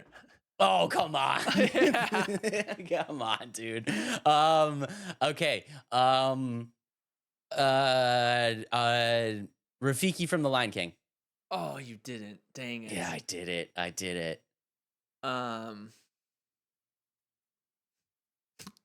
Wukong. Oh no, come on, dude. Abu from Aladdin. Oh, dang it. Let's go. Let's go. I think you won. I can't think of Let's any more. Let's go. Dave wins the Let's first go. Let's competition go. that we have. Dave is 1-0 in our true competitions on the podcast. Okay. Dang, do you Now have a bunch more? I don't. I'm gonna be Okay. honest. I was gonna I'm totally toasted. So I was gonna say now that we have some more time and we're not just feeling pressure, can you think of any more? Because I don't even think I Mm, can think of any more. I can't off the top of my head right now. I'm doing a I'm, quick Google search and see yeah, like let's shoot. some of these would be like, what the heck? Are you kidding me? Um, bum. Like I'm trying to think of more Disney movies. Yeah, I mean King Gorilla from the Venture Boys. I don't know who that is. You took Gorilla Grodd. I was gonna go there. Dixie Kong. Oh yeah, Doctor yeah. M. I could apparently there's just one just called Gorilla from I don't know what it's from. Actually, we did pretty good. I was Winston trying to from think of Overwatch. like Pokemon. Is there like a Pokemon gorilla that we missed? Not that popped up here on this list. Um, Gorimondo from Kirby and the Long Forgotten Land. I don't know that one. I'm like Porter looking at from Animal Crossing. Yeah, I don't know very many of these. yeah, I'm like looking at my shelf of like books and video games and stuff, and I'm just like trying to figure out anything, and I feel like we got all of them. Yeah, we did pretty good actually. Agent Let's go. 9 from Spyro, but I don't know Yeah, that one. Yeah, so I got you I got won because nothing. I didn't have any more. That was a fun game. That was a fun. Dave is 1-0 of season 2. I'm coming for you, Dave. But We need moving to do that on. more. We need to Yeah, we do gotta that do more. more That was a good one. competitions. Yeah, we got to do Yeah. more of that. Casting No. of Frank Stone. Casting of Frank Stone is next. Dave, this is a game you're gonna have to take over because I was not the biggest DBD player, and I don't know much about it at all. Essentially, Casting of Frank Stone is a story-driven horror game in the DBD universe. Do you want me to pull up the Yes. trailer? Let's go ahead and pull up the trailer. And I'm super excited about this. And I think after I explain this to you, you might be a little bit excited Mhm. about it too.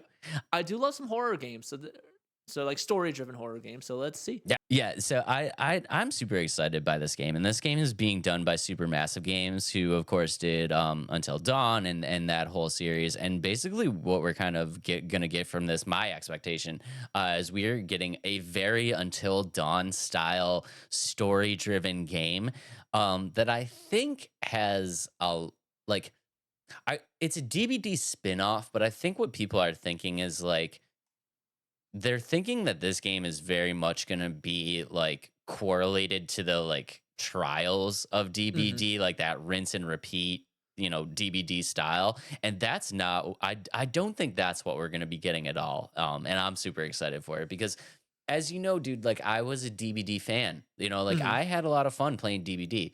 And then it just got old. It just got boring to me. And it's a shame because I love this stuff. I love like the Mhm. gore and like the horror kind of aspect and stuff like that.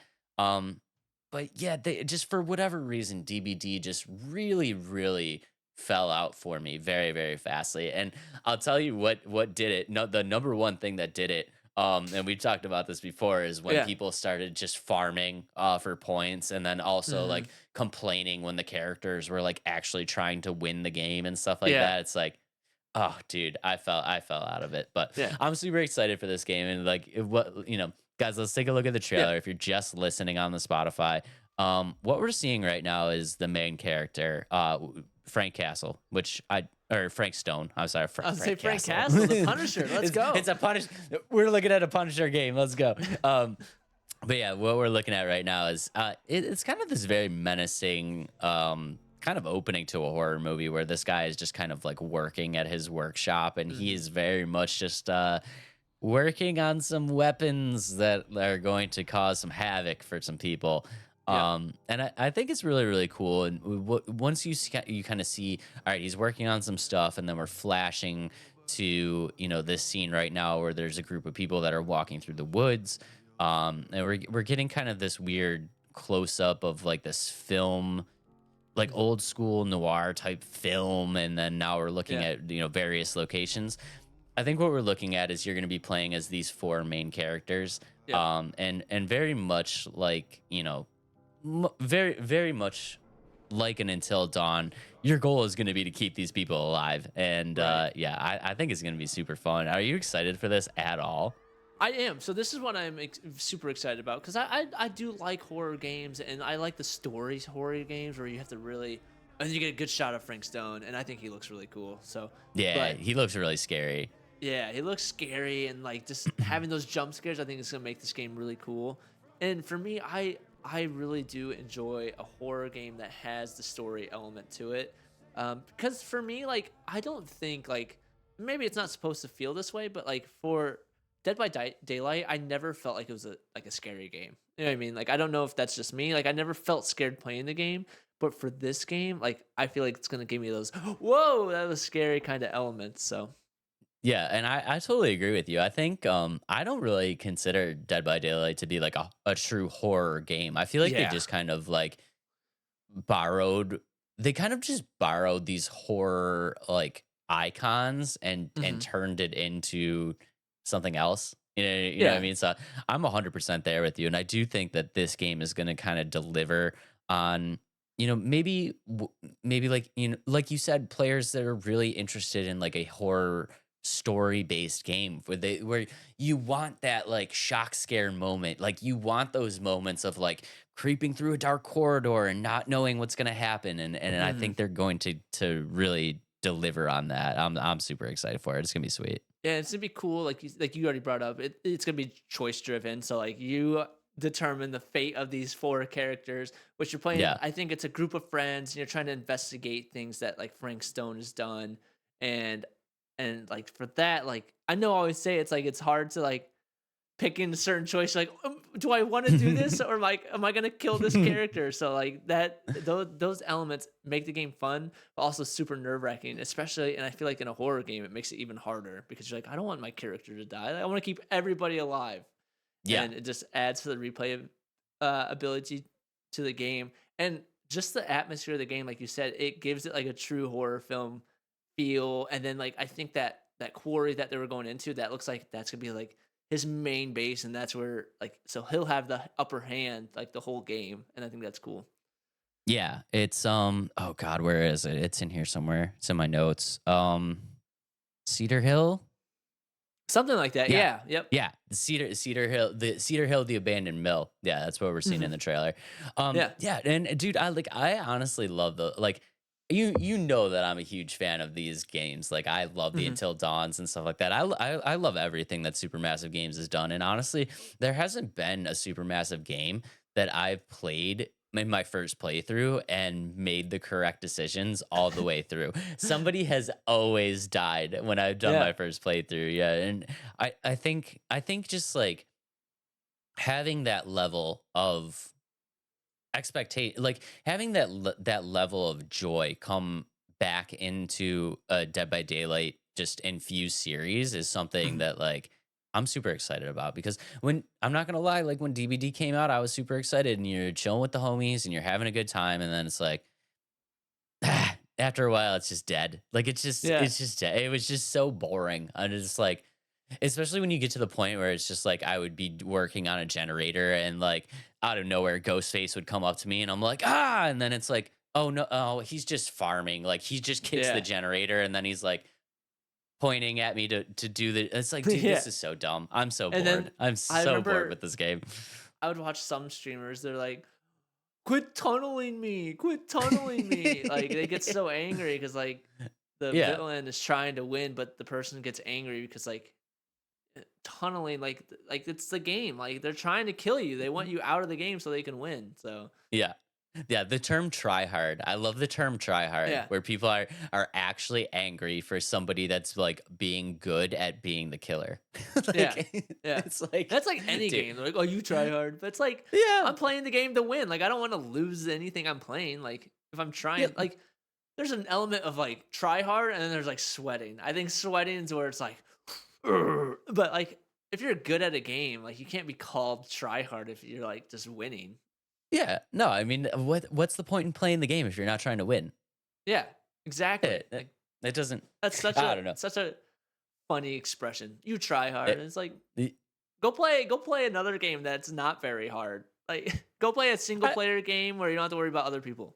Yeah, like Be if a you want Dave. somebody, Be a Dave. yeah, be a me. If you want somebody that doesn't try, you just play against worthless CPU scrubs that you can just mow down. Unless you're playing Souls likes games.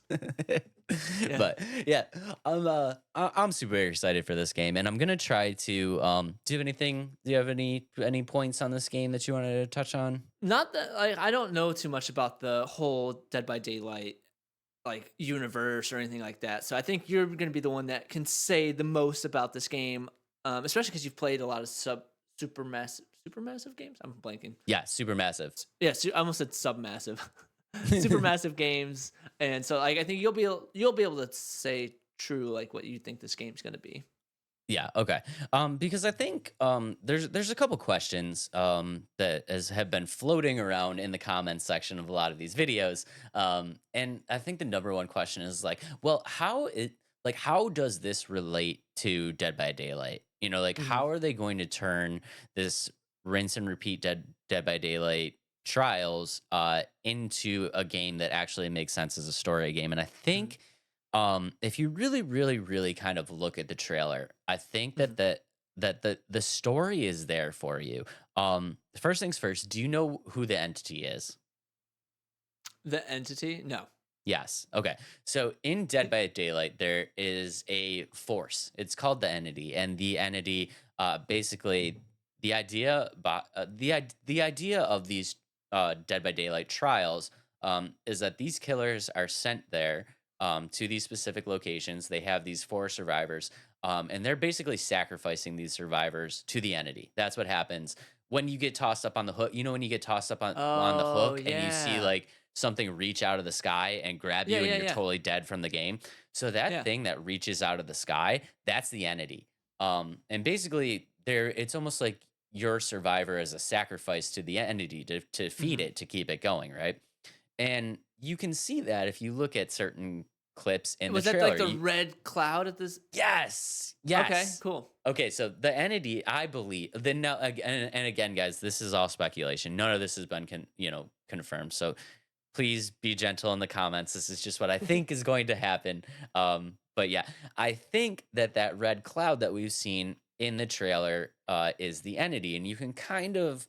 My reasoning behind that is you can kind of see in those scenes. It almost looks like there's like a hand kind of Yeah, trying to reaching out of reaching that. out. Yeah. Yeah, trying to reach down, either to grab something or either to place something into the world. That's kind of the feel Hmm. that I'm getting.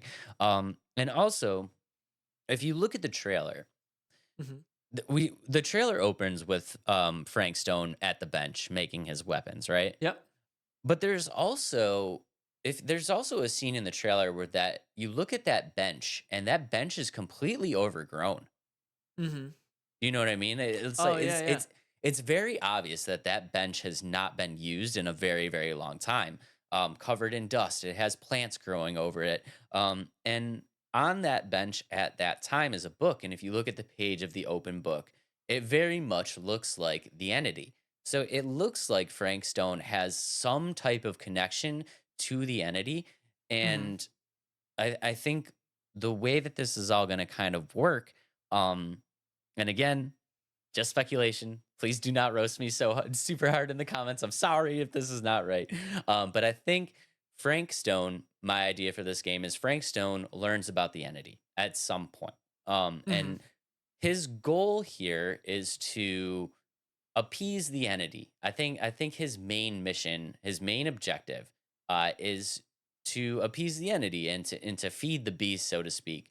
And I think the way that he does this is that he creates these trials, right? And he creates the trials within the location of Cedar Mill. So I think the story of the game of what kind of happens here is like Frank Stone is terrorizing this town, and what he is doing is kidnapping people, bringing them back to this abandoned mill, and then putting them through these trials where he lets them go in the mill, gives them a chance to escape.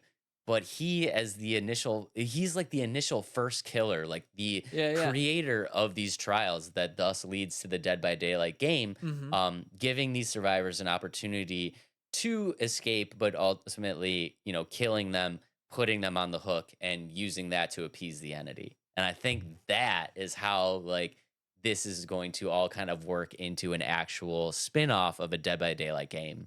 That makes actually complete sense, and I like that. Because I was kind of thinking like, oh, how are they gonna make this type of game into like how are they gonna make Dead by Daylight into a story driven game? But the way you Yeah. described it's like it sounds like you hit the nail right on the head. So that's kind of I like that. That's good. Yeah. So I think that's what the story that we're gonna get is like. Frank Stone is the creator of these trials. He is the creator of everything we know in the Dead by Daylight game with the hooks and all that, and the game and the escaping. And he is the original killer, and he did this in order to appease the entity, to feed the beast, so to speak. Um, Mm-hmm. and I think in subsequent trials of the game, right? So like, how does DBD continue as a trials game? You can think of it as like the entity itself really kind of enjoyed what Frank did and wanted to Mm-hmm. keep this going, right? So, And that's when what? they brought more killers in. It's like, okay, here's more killers to use for this game or this Yeah, trial. yeah, Cool. exactly. And the entity is like plucking killers from different universes, bringing them to this location. Also, the entity is, now responsible for supplying the survivors that are going to be Mm-hmm. part of the game, and that's kind of how it all works into the Dead by Daylight that we know. And I'm super excited for it, dude. I think it's a really cool way to introduce like this story into something that's going to be very much like a playable story driven game. Yeah, that's really cool. Do you think I don't know Dead by Daylight. Is Frank Stone a character that's in Dead by Daylight right now or is No, so the funny thing is like when this game initially kind of dropped, Mhm. there's a killer in Dead by Daylight, known as the Trapper. And Mhm. when this first dropped, most people just thought that this was gonna be like an extra skin for the Trapper. Like Yeah, this image of Frank Stone dropped, and people were like, "Oh, Trapper's got a new outfit." You know what I mean? that's So it's funny. like, yeah, no. So Frank has never actually been in the Dead by Daylight series, but it could be kind of cool. It's like, okay, so maybe the Trapper is like an homage to the creator of the trials itself, right? Like Oh yeah.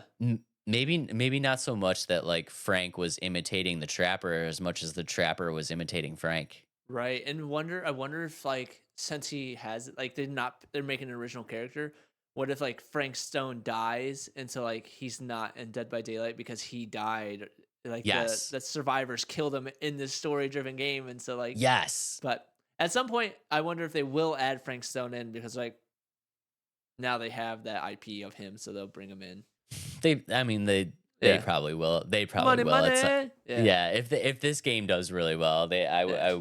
I wouldn't be surprised if they add Yeah. Frank. But yeah, I think it's going to be a really cool game, and we touched a lot about what's on the trailer, and also in the trailer we see like these clips of like film and stuff like that. So I think that's Mhm. kind of how they're going to work like an actual storyline into this of why these four people are kind of exploring. So it's like just like we talked about, Frank is terrorizing this town, kidnapping people, putting them through these trials. He's obviously very good at these trials because he hasn't been caught yet. So, Mhm. I what I'm thinking is like, and this is gonna sound kind of messed up, but maybe he is videotaping these trials too, which is where the Mhm. film aspect kind of comes into it. And it's Gotcha. like these four survivors that you're playing as. I mean, it could be something as simple as like they've gotten a hold of one of these tapes somehow or something Mm. like that, and figured out like, oh, something is happening, or like maybe a family member that they know has gone missing and now they're kind of looking for it, and everything is kind of leading to this mill. So Mhm. yeah, I think the ability to have a really really great storyline is there, and if I know Mhm. anything about Supermassive, they're gonna pull it off, and it's gonna be Knock it sick. out I'm of the super park. excited. Yeah. Yeah, I'm super excited for this. And honestly, if you're not even like, I know it's a DBD spinoff, but even if you're not a DBD fan, this game does have standalone value for you. No, You know what I yeah, mean? for sure. Yeah, Yeah, I that's think why I'm excited for it too. Because like I don't think it like yes, it's in the universe of Dead by Daylight, but I Dead by Daylight's just not my type of game.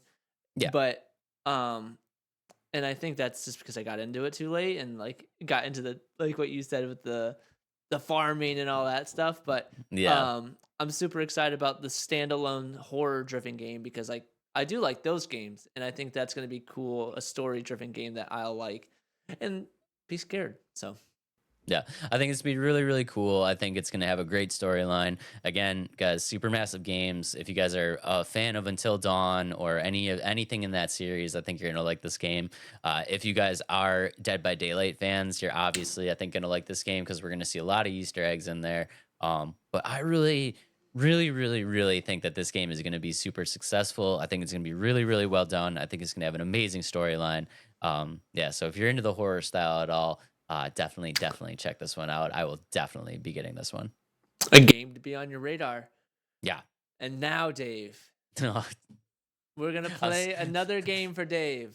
It's called so This nervous. or That. Essentially, I'm gonna give Dave one character to start with, and he's got to pick whether or not like that's his favorite. So essentially, he's trying to pick his favorite character without knowing like which is next, if that makes sense. So it's a Yep. This or That Dead by Daylight characters. Are you ready? And I will say that within the Dead by Daylight community, I'm gonna get roasted. I'm gonna get You're gonna roasted get on this roasted. because, dude, there's so many characters that are like split right down the middle. People that Yeah. absolutely love the character and people that hate it, and I am super nervous for this. But okay, let's go. Are you ready? I am ready. All right. Twins. Verse. Oh, sorry. Oh, yeah. Twins is first. I gotta give you the second character. All right. So Twins versus Lisa Sherwood or Hag. Ooh, I don't know. I'm gonna go with the twins. I'm gonna go with the Okay. twins. I think they're super. I think they're super creepy, and I think that helps like add to the vibe. Okay. Your next one is Twins versus Freddy Krueger. Oh, why would you do that? Yeah, okay, I'm gonna go with Freddy. Which Dead by Daylight players are gonna be like, why? Because Freddy is like kind of underpowered. But I just think as an IP, I love Freddy. I'm going with Freddy. Freddy over the twins. Okay. All right. Freddy Krueger versus Anna or slash the Huntress. I cannot believe you're doing this to me right now. I cannot believe you're doing this to me right now. If I don't pick the Huntress, people are gonna be so mad, dude. Okay. All right. I'm gonna put my love of Freddy Krueger aside and say, I'm going with the Huntress. I think in Okay. in the context of DBD, the Huntress is a better killer. Yeah, Huntress over Freddy. Okay. I'm, All right. I'm sorry, Robert Huntress. England. I'm sorry. Huntress versus Trickster. Oh, Huntress all day. Trickster. Ugh. Okay. Oh, so Ugh. Trickster's a cheater, dude. Is That's he? a cheater. Yeah, that's a cheater. That's That's when you cheater don't moves. play unless you're trying to cheat. Yeah, That's and the noob or the OP one. Trickster's super OP. Okay. Huntress versus Michael Myers. Oh, dude. Oh no.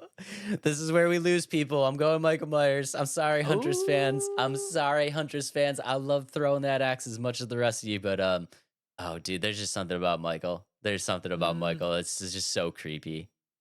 okay. Michael Myers versus Clown. Oh, I'm going Michael. Not a big Okay. clown fan. All right. Michael Myers or Dredge. Oh, dude. If I don't pick Dredge, people are gonna be so mad. I'm going Michael. I'm going. Okay. I'm going Michael. I'm going Michael. People are no. I'm gonna get so roasted. Okay. Michael Myers or Mastermind. I'm going Michael again. Okay. Michael Myers or Pig. I mean, Pig is kind of just like an exact like rip off of the Saw character. Like, I'm going Michael. I'm going Michael. All right. Michael Myers is your best DBD character. That is your golden character, Dave. Let's go. I love it. I love it. Everyone else is gonna I- hate it, but I love it. I almost thought I probably shouldn't have picked Michael Myers or Freddy Krueger because, like, I know Dave loves these characters, but I mean, it works. You got rid of Freddy Krueger pretty early, so I'm okay with that. I feel like Yeah, honestly, I feel like if I would have picked Freddy over Huntress, people would have just given up on me. So Yeah, I gotcha. I that gotcha. was that was scary. Guys, let us know down in the comments who's your favorite DVD killer. I'm super Yeah, curious to know. yeah. I feel I like think if I were to pick them, and I know I've never played it, but just the Trickster looks the coolest to me in terms of like I don't know, but I don't play that game. So moving on to our last game because we've been on for a while, and that is Exodus. Dave, Exodus. I think this game has the potential to be something really great. Do you disagree or agree? It sounds I like a think disagree. I okay, so I think it does, but I think we have to set up the game a little bit and because I think we need to explain why it has the potential. And I'm also curious to see if we're on the same page of why it possibly has the potential to be something great. Hmm. Well, What why do you think it's going to be something great? I just think the or like the story behind it, the fact that it's going to have a Mass Effect feel, which is a very successful game. You know what I mean, like I think that's kind of why it looks cool to me, and it's going to have time dilation and choices and things like that. So your choices will affect things like that, and we talk about how we love that type of thing in games. And it's in outer space, and I like outer space things, and that's why I'm super excited about it. And just like the cinematics of it were really cool. But yeah, I mean, I do think that it has the ability to be something great, and I think it has a lot to do with the time dilation, like what you talked about. Mhm. Um, and for people that don't really know kind of what we're talking about, the basic premise of this, from what I've gathered, from what I've seen from the developers, is that I think we kind of need to explain time dilation. So, Yeah. okay. So, time dilation basically is like the idea that you can never go. I'm gonna butcher this. That you can never go faster than the speed of light, right? Right. And when you get to a certain point, something for you might feel like it was only like it was instantaneous, but Mhm. in the grand scheme of things, that amount of time that you spent could have taken the course of like 10 years, right? Mhm. In Mhm. in the real world. So I think we talk about this a lot. It's like we love games where you are able to make a decision that really affects the storyline. Mhm. This is no like there is no greater like what am I trying to say here? Like there is no greater um Decision? I think that's right. Like, like effect. yeah, yeah, then Like time. Yeah. yeah, like your decisions are not only affecting like the present, you're Mhm. affecting like way into the future. You know, like Yeah. what, like way into the future. The decisions that you make could literally be affecting like an entire civilization, like Yeah. hundreds of years later. And I think that's really cool, and I think that's why this could be something really really great. I also think with it, it's like so that your choice to go, and you're going because you're an important person. Like you're gonna affect change in some way wherever you go next, and I think Yeah, that's really cool too. And based off of what you like, what it says is like when you go back to your land, it's going to be changed by that 10 years, that 20 years, and things are going to be insanely different. And the one thing I'm concerned about this game is that's super ambitious because I don't know how they're going to like. So you go travel there and you come back and everything's changed. That means like, is that two different worlds? You know what I mean? Like, how is that going to be in one game? That's where I'm kind of like, ooh, this could be tough, but also be really cool. I think I think it's actually less ambitious than What I'm maybe thinking. yeah than maybe what you're thinking. I think so. First things first. Do you think this is going to be an open world game, or do you think this is going to be a very linear story based game? I think it's gonna have elements of open world, but more so linear. I agree. I do Yeah. think that in order to do this right, they're going to have to make it a very linear story based game. And I think the way that they could do this is to I don't want to say limit the amount of decisions that you have to make, Hmm. but kind of make them make the decisions so that they're happening at very specific points in the storyline, Mhm. if Yeah. that makes sense, right? Because Yeah. now they only have to worry about creating two possible outcomes and two possible story arcs, as opposed Right. to like an open world thing where this would have to like reflect change on the fly. Mhm. I don't know if that makes sense. Does that make sense? Yeah. Yeah, I think that does make sense. Like, so really, like, and I think it's gonna be a thing that affects not the hugest of things of the game too. It's just like certain elements are changed, Yeah. I guess, and maybe probably the ending will be different. I don't know. Yeah. Yeah, because if you look at it in the sense of like an open world, right? Like say, and I'm gonna use a very stupid example, but I Mhm. mean I think it's gonna help. But like, let's say you are in an open world aspect and you make a Mhm. decision, and that decision results in all the grass in the area turning blue, right? Mhm.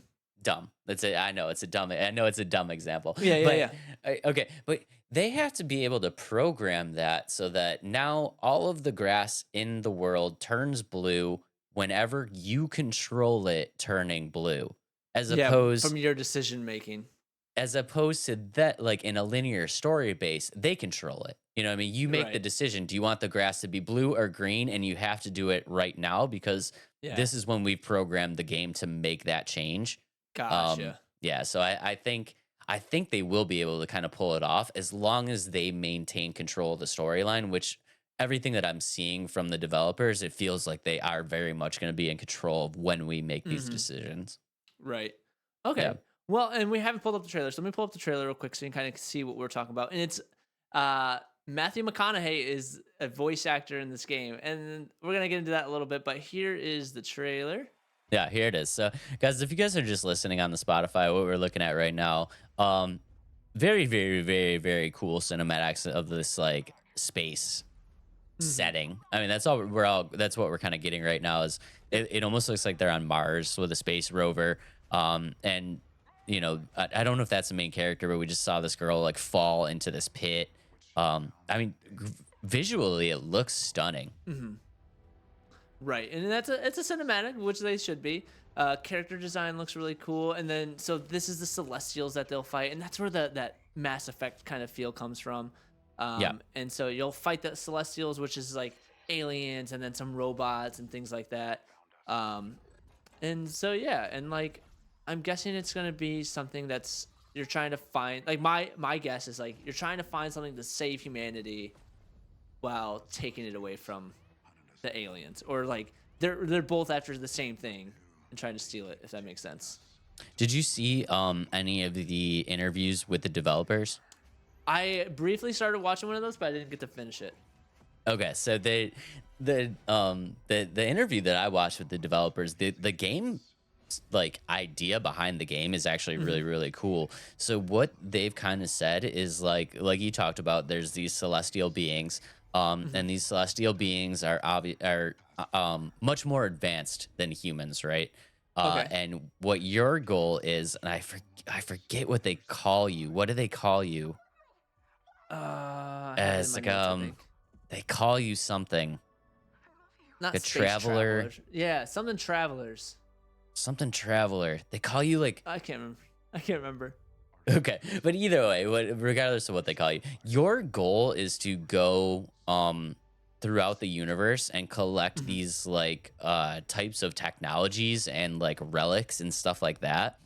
And then you're bringing them like to like human society, and these Hmm. decisions that you're going to be making on these things are going to be like decisions on how you guys use these, like how mankind as a whole uses these technologies that you find. And I think that's really, oh, the traveler, yeah. Yeah, they're the travelers. Yep. Yeah. So that you're going to be deciding like how mankind as a whole uses these technologies that they find, and I think it's going to be really really cool. I agree, and I kind of going off what you said, where you don't think we're thinking it's not more linear, or it's gonna be more linear. Is even Yeah. like right here, like in the trailer, you can see in the gameplay, like they come up to an like this looks like a linear game. Like right off the bat, like looking at it, it looks like it's going to be linear just based off that Yeah. gameplay right there. So I think I think we're on the right track. That it's not going to be more open world. It's definitely going to be more linear, and I'm okay with that because I think that helps. I like games that are like that. Gets the story going, and yeah. I'm excited about it too. I think it's gonna be really, really sweet. Like I said, these decisions are really gonna matter. We talk about this all the time. It's good to play a game where your decisions actually matter, Hmm. and these ones matter a lot because it's not gonna be instantaneous. It's gonna be stuff over the course of years. You're gonna be Hmm. able to see how these decisions that you make really affect mankind as a whole. Yeah, and I'm super excited for it. I think it's gonna be really, Yeah. really sweet, and I think it's probably fairly obvious, but I think the replayability is going to be just absolutely insane here because Right. you're going to be getting to these situations where you need to make choices, right? Well, it's like how many story arcs can this have, right? Right. To truly understand everything that this game offers, like how many times would you have to play it in order to see everything that the game offers? Because it's story arc one, you make your first decision. Okay, we had two paths that we could go from now, and it's like Hmm. okay, decision two. Well, now there was four different paths that you could have taken if you went A on decision one and B, you know what I mean? Like just Yeah. the amount of like seeing this entire thing play out from start to finish, I think is going to be just really, really cool. You're going to be able to play Right. this a bunch of times. I just think just like the look of the game is really cool to me too. Um, and I don't know how you feel about it, but like Matthew McConaughey being a voice actor, do you like Matthew McConaughey? I like Matthew McConaughey. I Okay, think I he's do cool. too. I Yeah, think he's so a too. cool dude. He's a good A-lister, and I know like a lot of these games that bring in some of these A-listers like poses the questions like, are celebrities like really endorsing this game for the money, or are they doing it because they like are into the game? And I think with Matthew McConaughey, I think he's like into the game because he's done like movies like this with like Interstellar. I don't know if you ever saw that. Did see Interstellar, yeah. Yeah, and I think that's a question. Is like, do celebrities make or break a game, or like are they cringe if they're in a game?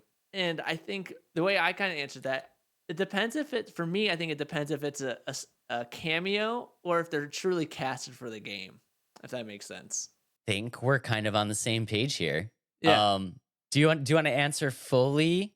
Do you want to answer fully, or do you want to just hear my take on it? Because I think my Let's. take is kind of short and sweet, but I think fairly relevant. I mean, for me, my like full take of it. So I think celebrities are in games for two different reasons. One, because they truly believe in what the game is putting out, and then the second one is they just want the money and the quick cameo, and then the game just wants like their face in the game because like, oh, that's gonna help us. And I think some of those, oh, it's gonna help us is cringe. Like I know, like if you look at Call of Duty for example, like having like it's cool to play as Snoop Dogg in Call of Duty, but at the same time, it's like it's super like cringy. There's Nicki Minaj in the game. It's like that's so cringy to me, and I think Yeah. it's because like it just doesn't work, and because it's for money. Because you have to buy those skins, or in Fortnite, you have to buy all those skins of those crossovers and those cameos of like Eminem and stuff like that. And I think that's where it becomes like cringe to me, or even Dead by Daylight, where they have. I don't know if you watched. I can't remember what event it was, but when Nick Cage was like describing himself in the game. That was like the cringiest thing I've ever watched in a like a cameo of a celebrity. So So I think my answer is going to be kind of short and sweet. Um, hmm. I think for 90, like probably 90% of the times that these celebrities are in these games, I couldn't care in the slightest. You don't think so? Like, does it move the needle for you at all? Do you care? Like, do you care at all when these celebrities are in games? I think when they're cringe, I do because I'm like, oh, this is stupid. Like for me, I think like all these cameo characters in Call of Duty, it just ruined Call of Duty for me.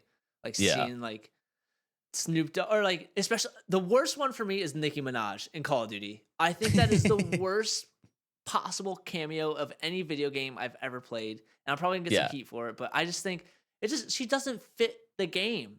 I mean, like at least Snoop Dogg, like he plays the game, like he actually plays the game, Yeah. and so that's why I'm like, okay, Snoop Dogg, sure.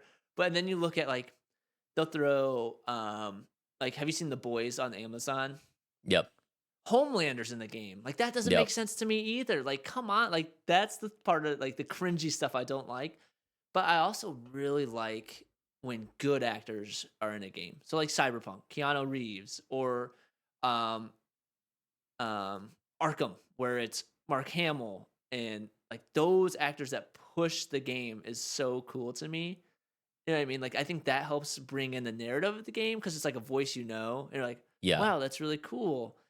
But you're just going. It just depends if it's a cameo, casted, and if they have the experience in that kind of animation or game, and that's why I think it just depends on what the game is and what they're going for.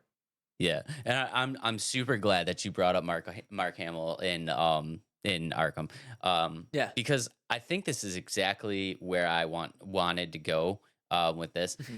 For me, I don't I don't care if famous people are in the games.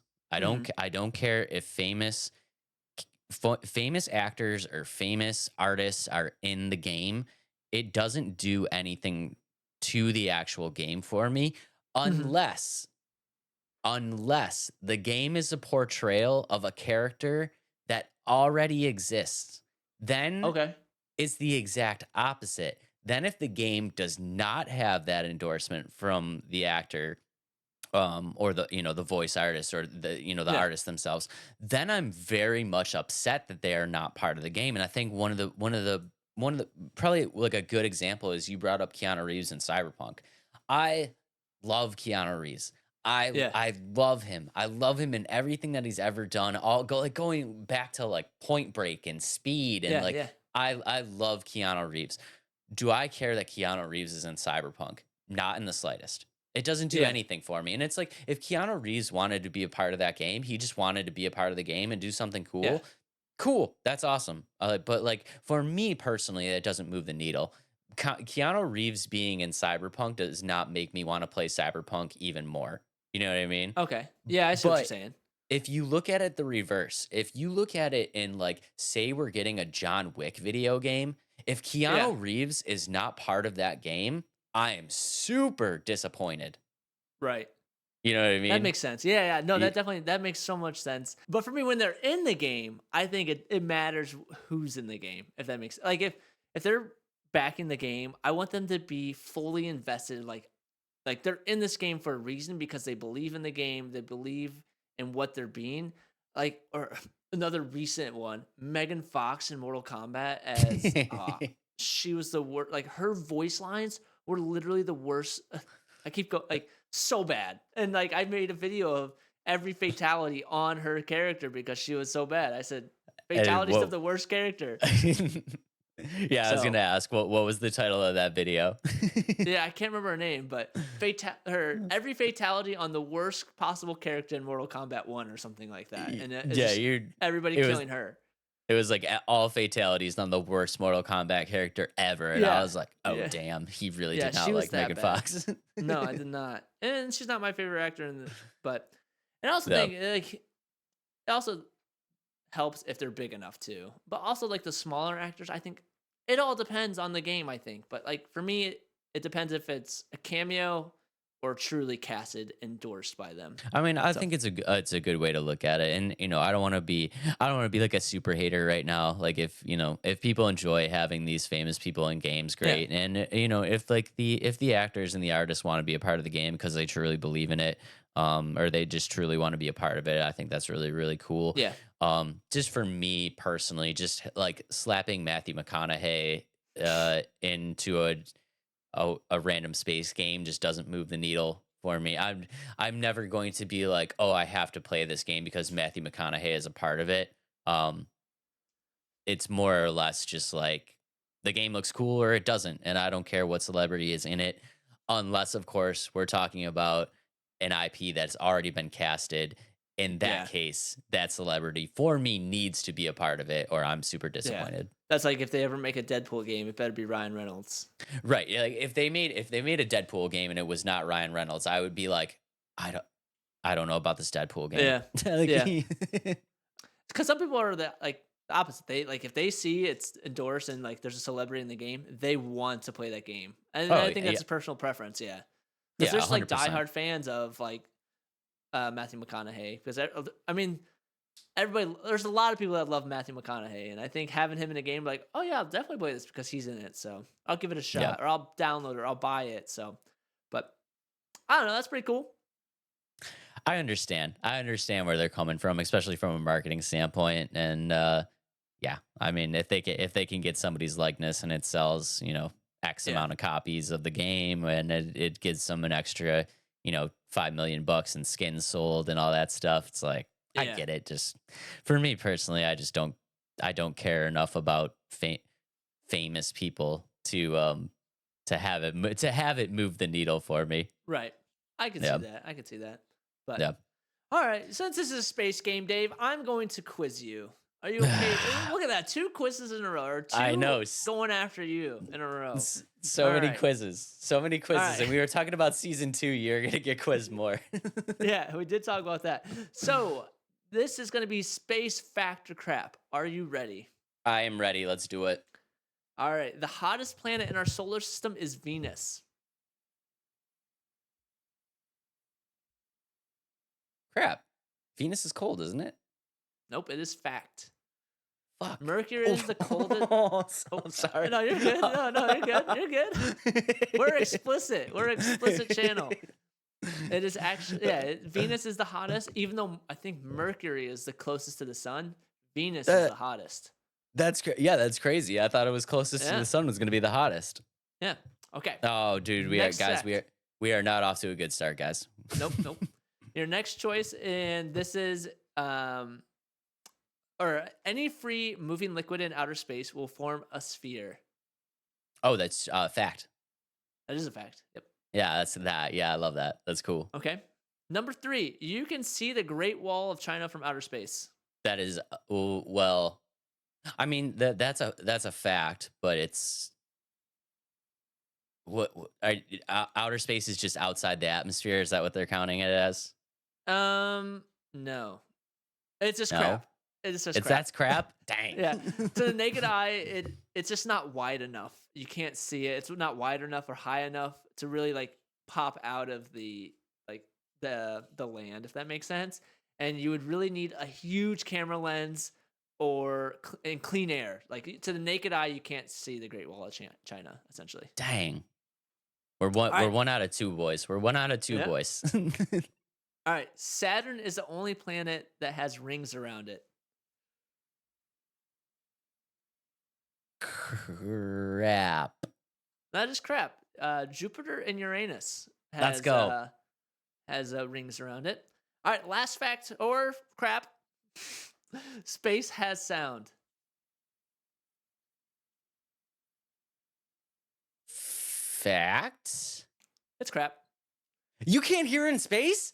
Nope. And the reason is so the particles are so far apart, like the sound waves, like they don't have anything to bounce off to like keep moving.